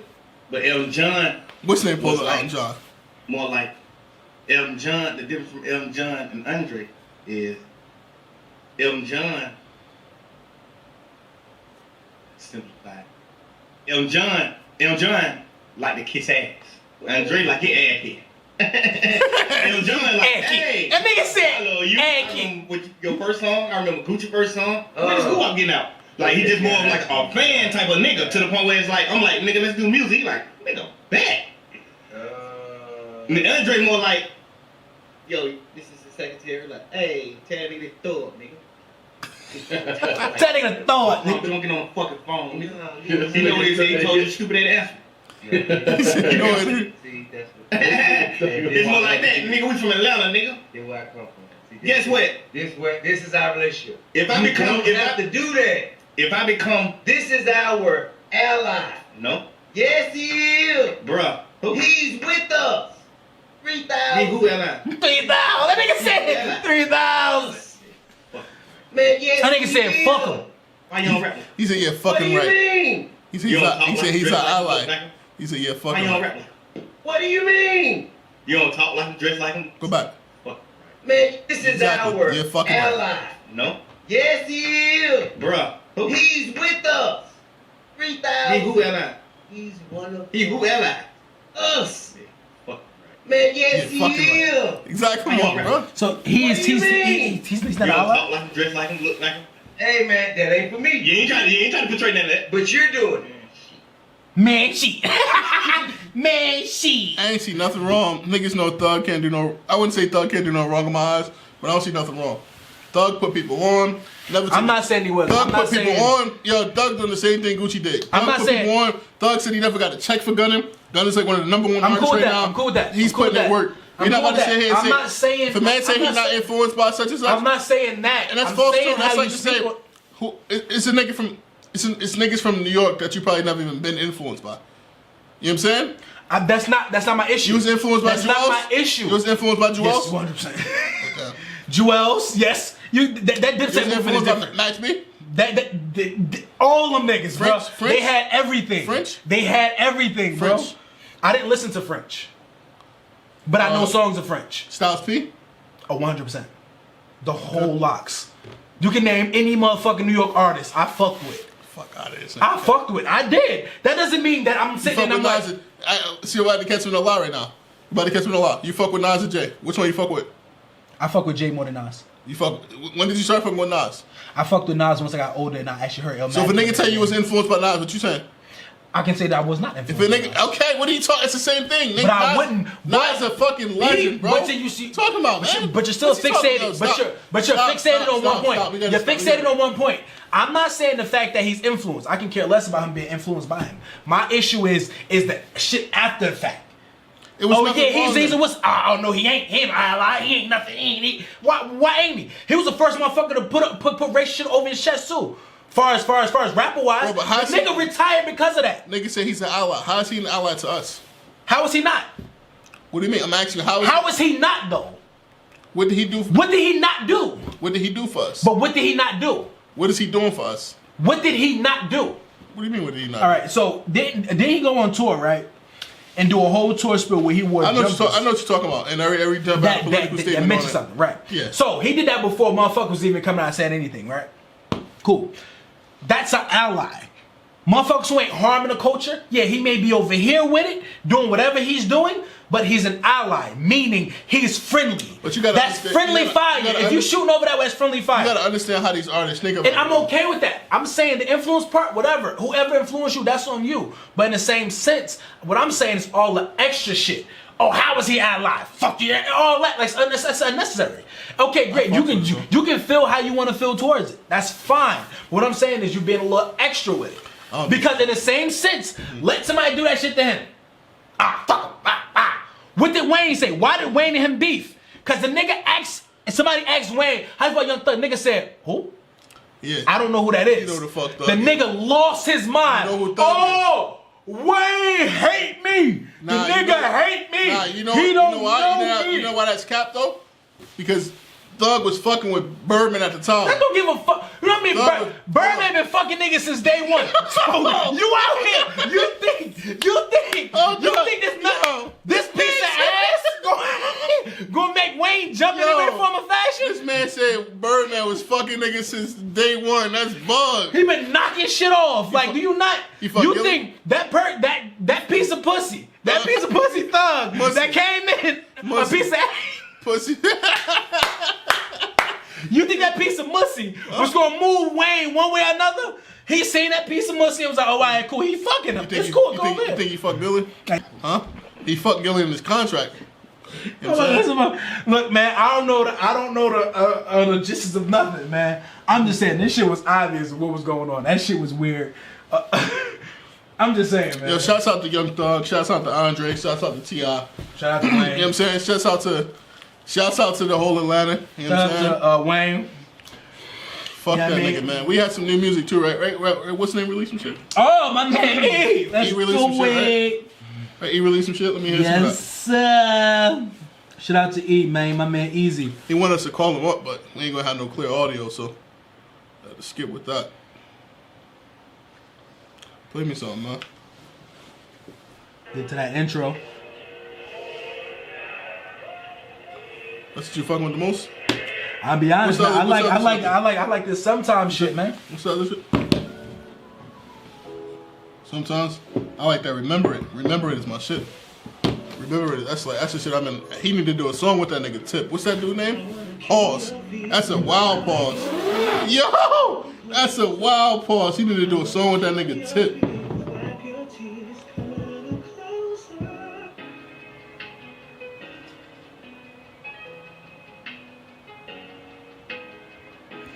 Nigga Terrence Tippett. Yeah, shouts out to Terrence Tippett too. His beats is crazy, bro. That's as far as you going? Yeah. Audio is light. Oh my goodness, that's hard. Play it over. Put it on top. Daily got it bumping. Too familiar with pain. I'm not new to pain. I've been through some things trying to do this music thing. I come to prettiest women, introduce the pain. So fucking smart, but do stupid things. I try to stand tall, teach you some things. And I stayed up in that pussy like a Ring. I got New York like the Nouveau, so maneuvering. What he say? Like the Nouveau ring? Woo! I'll be honest. I was about to face that motherfucker. Both eyes wide open, niggas still waiting. East side, west side, finesse them all the same. Yeah. Act like you don't remember it, huh? Stay high, both eyes. What's the name of it too? What's the name of the project? Yeah, bitch, I'm alive. See me left. the George Wesley diary. Journal, sorry. Yeah, you know what's crazy George about that Wesley though? journal. I asked him, I said, yo, why is he called? Because I looked it up, right? When I was worthless. I looked it up. I'm like, yo, who the fuck is George Wesley? You get me? I looked him up, right? It's a reggae artist. But he's like an underground reggae artist, right? I think he's like from Baltimore or some shit like that. Sorry if I'm missing it. Rest in peace to him too, because I think he passed away. I'm like, yo, who the fuck? I'm like, I know he's not influenced, because nothing sounds like it's no bongos up. It's like it's nothing up there that could correlate that to like, you know, some reggae music. So I'm like, I hit him up. I said, yo, why'd you call George Wesley Journal?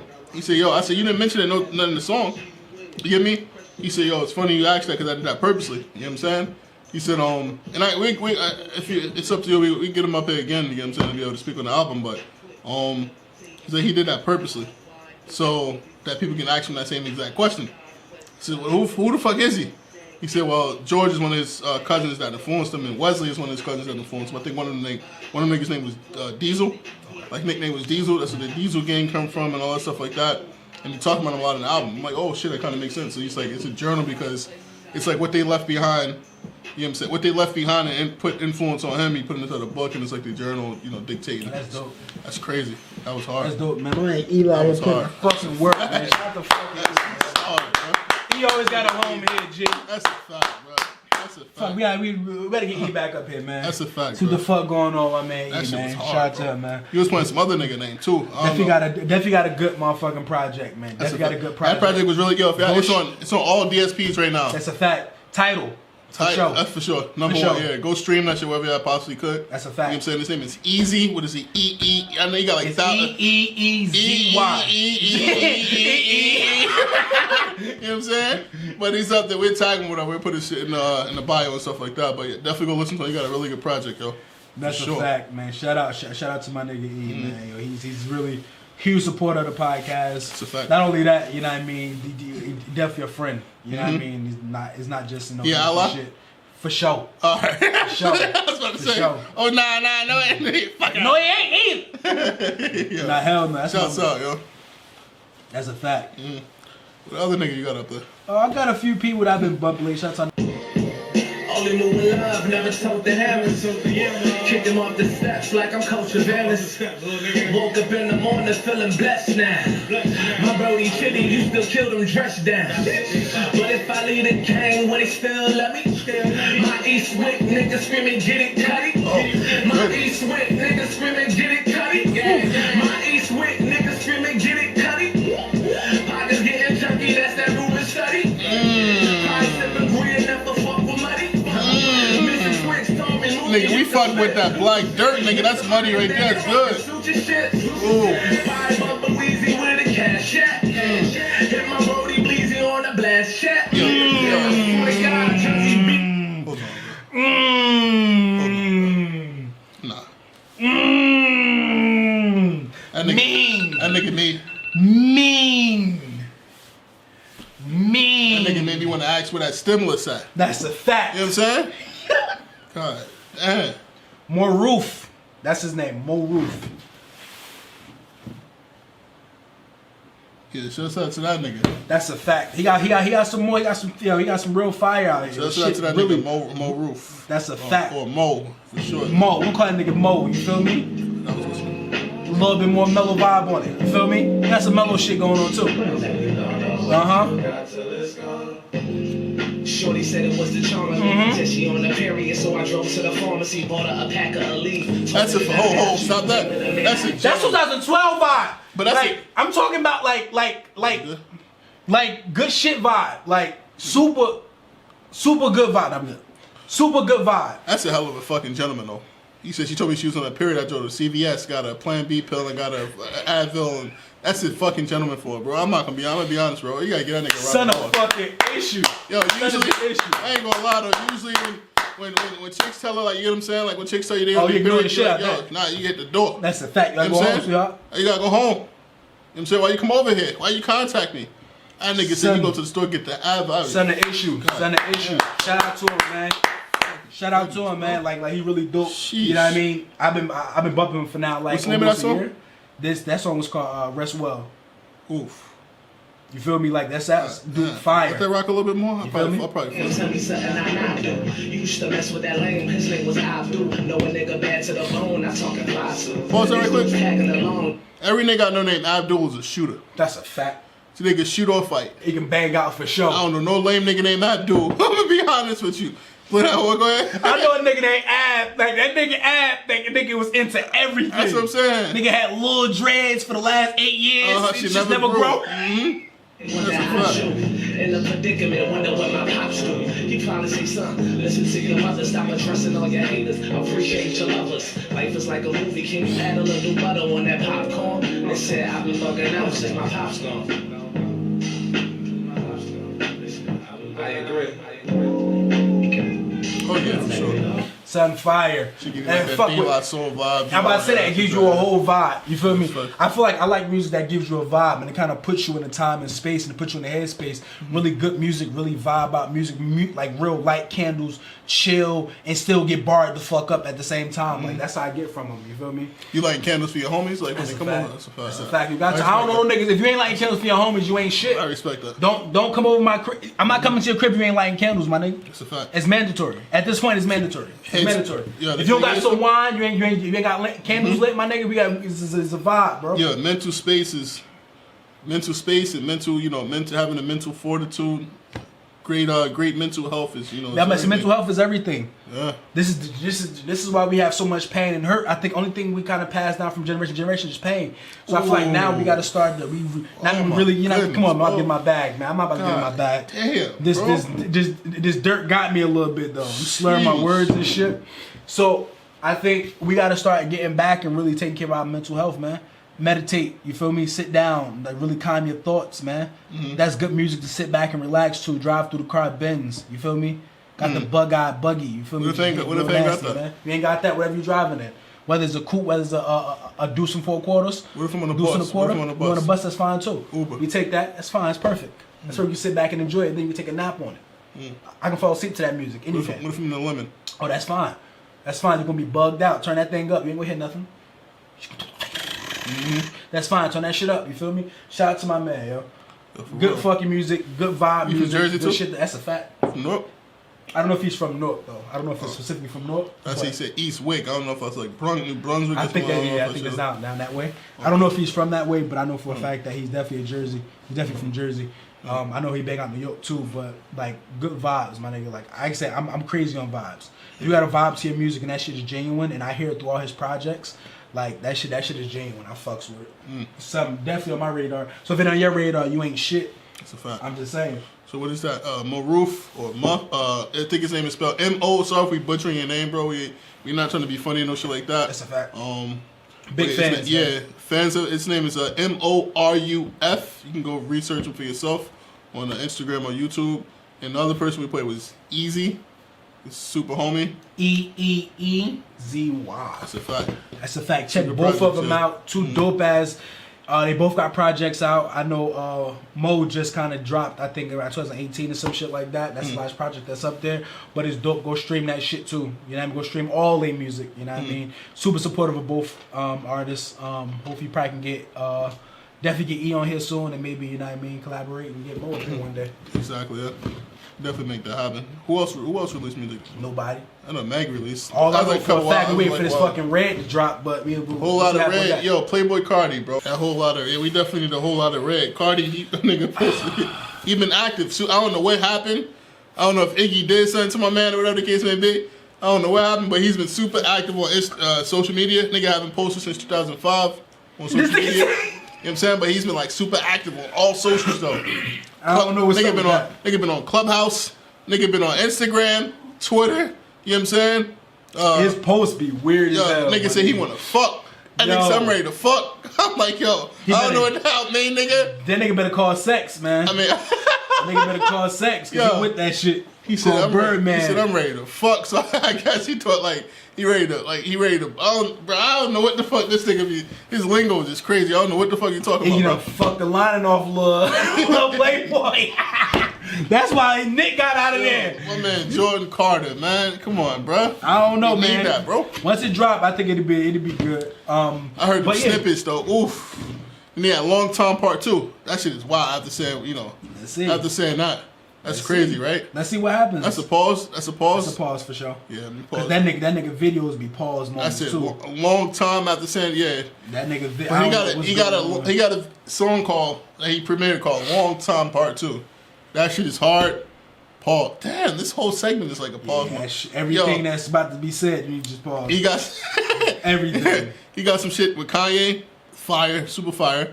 All the snippet. Yo, he doesn't have a bad snippet. Let's be real. Like Cardi doesn't have a bad snippet. He doesn't have a bad song at all. The shit he gave Drake was mid. I appreciate that though, because I don't fuck with Drake. But he gave Drake some mid. You know what I'm saying? It's like, yo, that nigga want I take this. Airy. You know what I'm saying? Let me give him this nigga. Let me give him some airy. You know what I'm saying? So he gave him some piff. I respect that. You know what I'm saying? Like, but everybody else, like his shit, even the shit he did off Solange albums, like crazy. Like shit he did for what's Tyler? Crazy. Like all his like his. You know niggas come correct with Tyler though. Yeah. Niggas don't play with Tyler. Yeah. It was crazy when Solange went looking for him. I'm like, damn, like he's. He respected. He respected. Niggas know he got vocals though. You know what I mean? Like it's the voice. I think. It's the voice. Yeah, like I can't. He and then that Iggy connection. So I mean, Iggy connection. You mean he can connect Iggy to those people? Iggy ain't getting no rooms like that, bro. You kidding me? What the fuck are you talking about? Look, man. All I'm saying is, I'm okay with it. Let's just drop it. I want to hear the project. That might be album of the year if you drop. I hope, because right now, I'm be honest, I don't know if niggas even looking for that at this point. What? Niggas still out here listening to Future and Pluto right now. Nah, that shit was trash. I don't remember one song off that shit. Pluto and Baby Pluto, that shit was garbage. I don't remember one fucking song off that shit. I'm gonna be completely honest. Nah, Wesley got a good project too. What's his name? What the fuck is that dude name? St.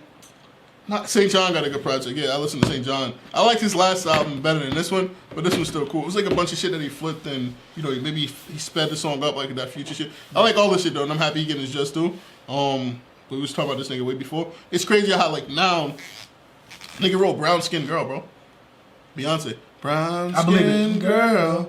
Your skin just like, he wrote that shit. Like, that's him. That sound like him. Yeah. Now that you put two and two together, that sounds like him. He wrote that. Like, no doubt. You know it. what I'm saying? Like, way before, like, he was in studio, like, he was in writing sessions with Rihanna, shit like that. Like, you know what I'm saying? Like, his story is crazy. Like, that nigga, and I'm happy he's getting his just due, though. You know what I'm saying?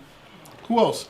Youngboy. NBA Youngboy and, don't forget Jeezy. Jeezy released too, man. I didn't listen to Jeezy shit. I'll be honest with you. I didn't listen to his shit. I listened to NBA Youngboy and the Rich the Kid project. I'm surprised you listen to NBA. Nah, I mean, you played some shit for me inside the what's the name, and I was listening to him. And Snoop? Huh? Him and Snoop. Snoop?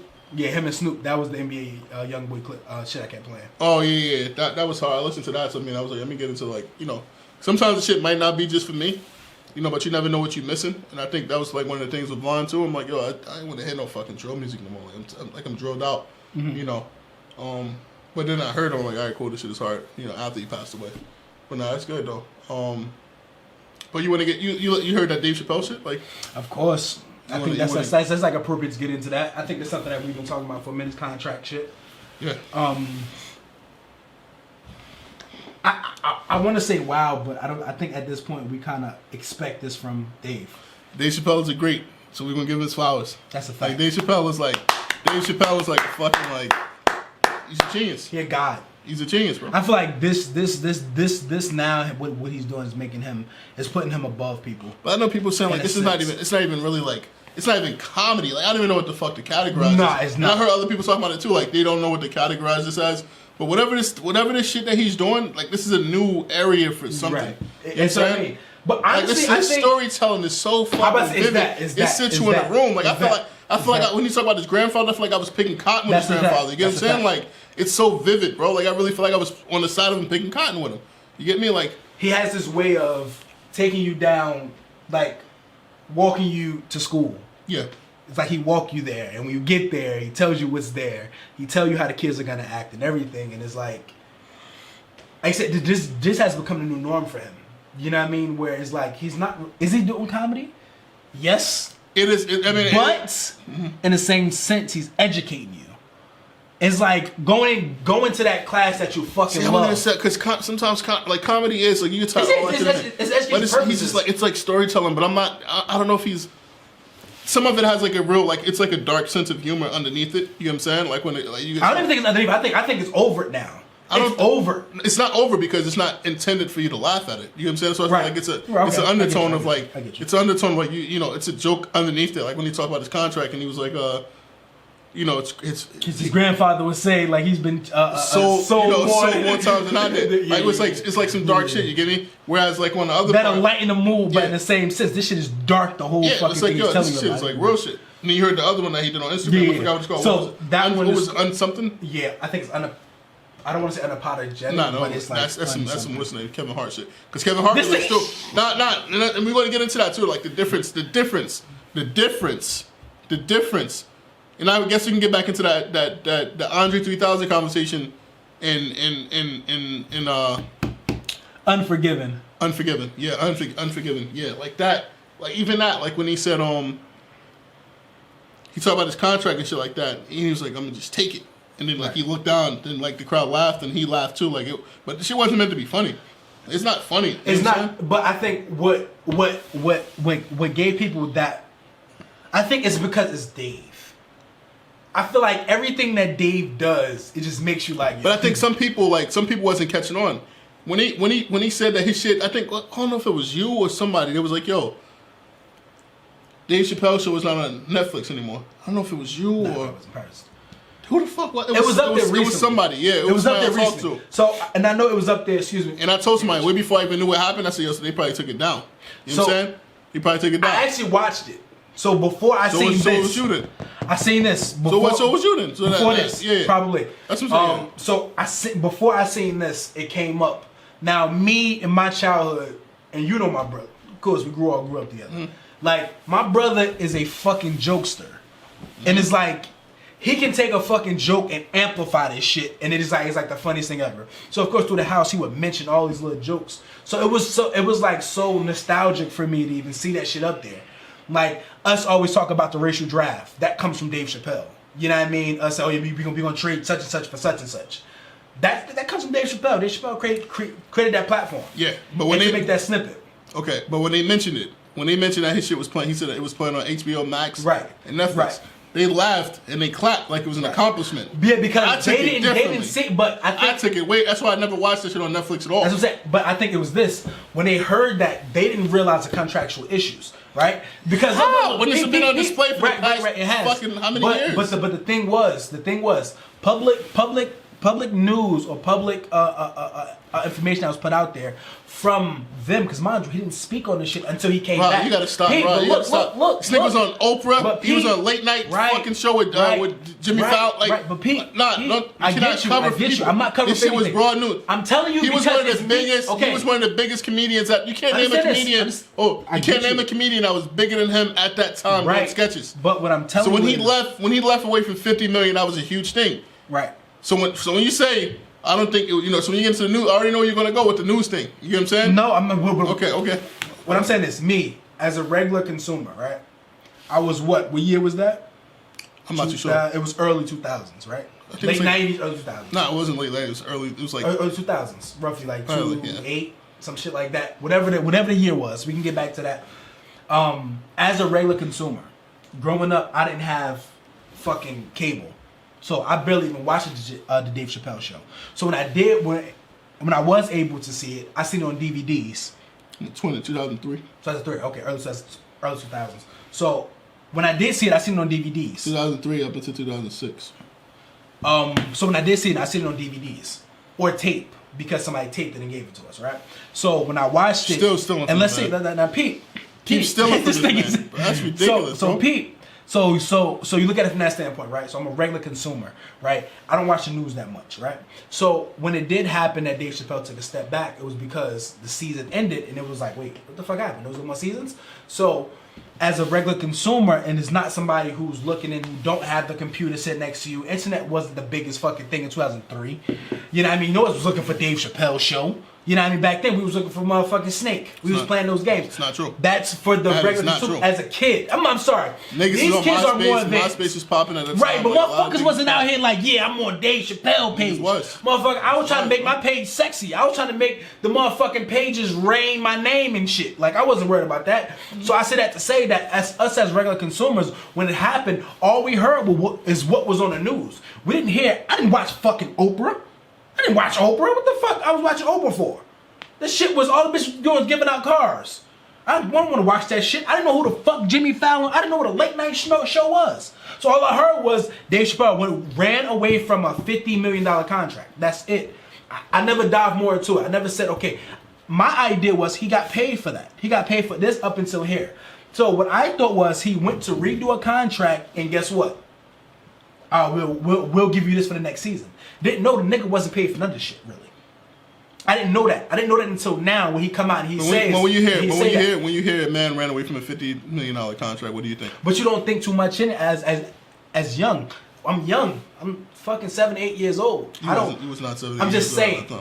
I'm just saying. 99, probably 10, 11. It wasn't 99, 10, 11, 12. Whatever. So the season 12. I was 12, 13. 12, 13. I'm too busy trying to get my dick sucked. I'm be honest. Let's be honest. 12, 13. At 12 years old, my man is trying to get his dick sucked. You feel me? I'm too busy running the streets outside, singing Lil Wayne verses and shit like that. I'm not worried about Dave Chappelle. You know what I mean? So I'm saying I'm not worried about Dave Chappelle. So my idea was I heard, okay, 50 million, okay, we move on from it. It wasn't until I got older I watched and seen the clips from Jimmy Fallon or whoever he was on, and then seeing him describe what the fuck happened. And he described it in a sense when he talked about the pimp and understanding how the pimping thing works when he came back to comedy. And he explained it like how the the bottom bitch and everything like that, and how the money was always his, and that these niggas really just took his shit. You know what I mean? And then he went further and explained a little bit more in this actual thing that he posted on Instagram. And I'm sitting there and I'm like, you had no idea until you posted. So you watched it. That's you said. I watched some of it, but once again, how Dave laid it out, he laid it out in cold. This is what happens. What's nothing? What are you talking about, bro? He story tells, and then he gives you. He was on Oprah. He was on Oprah saying before. He was on Oprah's couch, bro. This is a huge thing. That's what I'm saying. Dave Chappelle wasn't just a little artist, bro. I'm not saying he was a huge comedian at that time. That Chappelle show. He was huge and he was confidential at the time. Comedy. That shit took comedy to the next level. I was like when the Kanye West first live show was up there. You feel that is his first live show. He was the first nigga to take him serious. Yeah, so it's like, yo, it was like it's a bunch of different aspects to that. Where he was like putting niggas on. Right. Dave Chappelle was huge at that time. He's huge now. You know what I'm saying? So the nigga walk away from a contract like that, and then I heard it was stories that he was on drugs and stuff like that, but like he left because it was some other type of shit going on. It was some weird shit going on. I didn't think that far into it. I was a kid. But that's what the way they put it out. They kept saying he was on drugs, this and that, blah, blah. But it wasn't. It was weird shit going on with the contract. You feel me? I didn't watch the shit on nothing. I haven't watched Dave Chappelle's show in God knows how long. You know what I'm saying? When it came, when it was on Netflix, I told somebody, I said somebody probably took it off. Yeah, I said they probably took it off, whatever the case may be. So then when he came out and said, people clapped. Like that was an accomplishment because the first thing they hear is Netflix and HBO, and they got shit playing on that. Yeah, it's not an accomplishment, bro. If you're not even getting paid off of anything. That's the thing. Niggas are raping That's the thing. You feel me? And then for me to be in business with somebody, and then you go and do the same thing that somebody else did to me. Right. The fuck is going on? Like, what's wrong with y'all, bro? Like, you do not see that's not wrong? Right. If you were to cut me in on that contract or have me in on that contract, we get money. Or if you were to even talk to me about that, we get money. But you didn't even do that. You decided to go ahead and do some funny shit. I think it's kind of. I think when Netflix took it as, like I said, people didn't understand the real contract. Come on, bro, you gotta stop. I think I'm saying, look, this is how I see it. He's been going the last 10 years. He's been telling you how he's been fucked by people. Right. We seen clips floating around prior to this. We seen clips floating around when Dave Chappelle first made a comeback and he did his first stand up. Right. We seen clips. I watched all those clips. I watched this multiple times. So how people don't feel a way about this shit? I think when it comes to it, like people do, we try to realize us as the general population, we don't deal with that shit every day. Deal with what? We're not dealing with the, oh yeah, he didn't get paid for this, so I ain't watching this. They're not thick, bro. This nigga's had a hard day at work. His family just left him. Mm-hmm. This is only comfort. He's not thinking about what Dave Chappelle is doing in his mansion. So my thing is that, like, we can't. I'm just saying. I'm not saying that. I'm just saying in general. Like, nobody's thinking that far. They're not thinking about what the contract shit that was written before this. They're not thinking about that. That's as general people. They want to feel comfort. Like when I was watching, I wanted to feel comforting. Like I wanted to feel like when niggas was kids. Like I was like, yo, that shit's funny. That shit, that's hilarious. Clayton Bigsby skit. Like, I wanted to see that shit with my adult eyes and see really how funny that shit is. I seen it as a kid. Of course, I'm watch it on YouTube though. But to say that's my idea. But my idea is, if it's there, you're just gonna watch it. You're not gonna think about the extra shit that comes with it, right? So that's why I can sit there and be like, okay, well, great. That's why I turned it on. But then when you sit down and you hear him say exactly why. And then he explained this shit like, yo, look. You felt guilty? I felt bad as hell, bro. Like, I felt bad as hell. You know what I mean? Because like I said, me now as an adult and understanding what a contract is, me sitting down and doing the LLC and seeing how the terminology, you like, what the fuck? I'm reading a whole bunch of shit that don't sound like it go together. Niggas putting two words together that I'm like, wait, what? The fuck is this? You know what I mean? So it's like, now I kind of understand it from a different standpoint. Mm-hmm. And now, when I'm sitting there, he's telling you like, yo, bro, my fucking show made billions of dollars. And you niggas brought me 1% of what the fuck I brought y'all. 1%. One. It made it seem like it was a good ass offer. And I think the issue is, what we talked about before, it's how these contracts it's meant to confuse you. Right. And we talked about this on our last podcast. These shits are meant for you not to understand. You can have a lawyer in that room. You know what I'm saying? You can have a lawyer in that room and go over the contract and he not understand what the fuck it means. You feel what I'm saying? Then on top of that, like he said, he had a lawyer. Yep. Come to find out, the lawyer was friends with all of them. So they laughing and shit like that, like they gave him a good deal. So thinking back on niggas getting big. Yeah, like they always say, hindsight 2020. Hindsight is always 2020. You look back on it. All these motherfuckers is laughing at the table. You like, yo, these motherfuckers are all friends. The motherfuckers scared me. They all friends. They scared me. You know what I'm saying? Like, it's crazy. So, you know, it's just weird shit, especially with the contracts, bro. You know what I'm saying? Like, even with the leasing, like I had my lease like out. I'll check over my lease. Like, yo, can you check this shit for me? Like, it's like it's almost put you in a situation where anytime you're about to get locked into some shit, you always gonna have a second opinion and have somebody else look it over because you might, you know. And it might sound weird, like, oh, niggas might laugh at this, like, oh, you guys might look over his lease. Nah, I think niggas should start to do that, bro. A person that's an accountant that knows something about something, advisor. Yeah, you'll find out have somebody else look at it, bro. You'll be alright. Look at it, bro. Motherfuckers don't want to pay for anything no more. Well, the thing is, niggas think they know everything. Right. Niggas think they know everything. I told Shannon, I said, hold on before you sign up. Let me send this to somebody. It's like 36 pages, bro. Some shit like that. Some weird shit like that. You get me? Like, it's weird, bro. Like, you just can't sign anything. And I understand, like you said, as a 30-year-old man with a baby on the way, it's kind of hard telling the person, yeah, don't sign that, bro. It's like, yo, this shit is, I see millions in the contract. You know, the likeness, and I don't give a fuck about what none of the other shit say. Right. I see millions, I can change my family's life, you know what I'm saying? That's all some of these people think about. Just change their family's life, bro. You know what I'm saying? It gets offered us $1 million contract from Vice or whoever it is. You know, we out here waiting for y'all. You know what I'm saying? But if they gets offer us a contract, I think that's a conversation me and you have to have. Like, yo, wait a minute, like, you know, so what do we do with this? You get me? I think key rights to things is owning the rights to it. And yeah, but sometimes you don't always have the leverage to own the rights to it. And then that's the thing. You know what I mean? So it's like they come and they bring this big bag. Folks come and drop that bag on the table. Yeah. Yo, 80 mil here. Yeah. If you're willing to give me 80 mil, what the fuck am I worth? But sometimes you don't have the leverage to do That's what I'm saying. But somebody don't. But it's right. You can niggas got family. You can say that. You can say that. You can think that. But sometimes you don't necessarily have the leverage to be able to negotiate. Period. That's true. You know what I'm saying? So it's like, all right, take this shit or you out. You know what I'm saying? The fuck ain't nothing. Like even in job interviews, niggas don't know that's a negotiation process. 100%.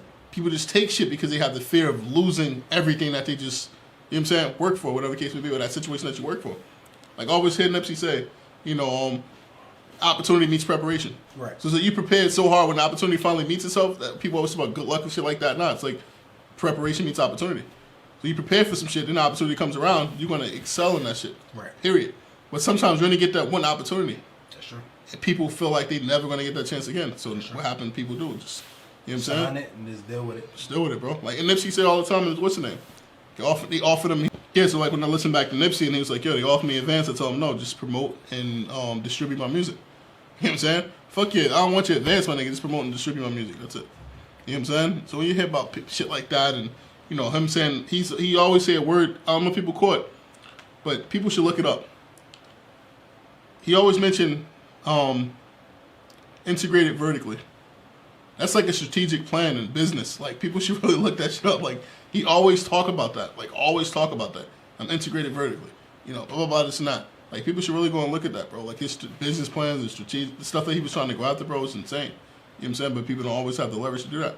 Like with Nipsey, he did what? I remember he first started his Proud to Pay campaign, you know, a bunch of different shit. I remember, like, I was telling somebody, when he first started his Proud to Pay campaign, charging $100 for it. I'm like, I didn't know who the fuck he was. At this time, I used to visit this website, and I used to find a bunch of different underground artists. And I was in the website, and I seen it, Proud to Pay campaign, $100 for a mixtape. I said, what the fuck is wrong with this nigga? Who the fuck this nigga think he is? Like, it sounds crazy, bro. I'm like, yo, this nigga's bugged. But also, you had the music for free. So I thought that was a conflict of interest, too. I'm like, yo, how the fuck you offering it for free and still selling it for $100, right? I didn't understand what he meant, Proud to Pay campaign. Went on about it. So then, you know, I hear about Nipsey Hussle again a couple years later. But keep in mind, the first album that he dropped, I think Jeezy had purchased like 300 copies or something like that, some weird shit. Fast forward, I hear his name again with the Mailbox Money Proud to Pay campaign. I think this time it was $1,000. So now I'm like, what the fuck? Like, what the fuck is wrong with this nigga? Like, is he crazy? Like, you get what I'm saying? Like, is he nuts? Is he tripping? Like, what's up? Like, what's really up with this dude? So now I'm doing my investigation. Proud to Pay campaign. I'm an independent artist. Y'all been rocking me from the beginning. If y'all want to continue this growth and, you know, help me out with my lifestyle and things like that, you just Proud to Pay. Because you're a fan of music. And you're a fan of what I'm doing and the shit I'm about to change, and you believe in, you know, my plan. You know what I'm saying? And niggas paying. Sure enough, Jeezy came about again. I think he brought another, you know, crazy amount of copies, bro. But it's all about believing in your work, building your shit up from the ground up, and having, you know, having some leverage. You can't go to, they gonna go to Nipsey and tell Nipsey what?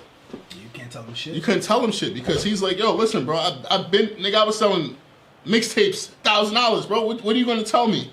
Can't tell me nothing. You can't tell me nothing, bro. The album you trying to sell was only $23. Not even $23. This shit is what, 99 cents on time. I mean, $10 on fucking Apple Music. Yeah. Like, come on, bro. I'm selling this shit for $1,000 out the trunk. I'm getting busy. I'm selling out too.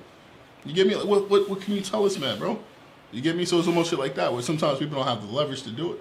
Like I said, I think sometimes like we got to stop focusing on, like, the craft is important, yeah, but the behind the scenes shit is important to keep an eye on, yeah, and to always do your research. We're not taught that as a kid either. You know what I'm saying? That's a fact. You gotta. I think it is something that my grandmother always say.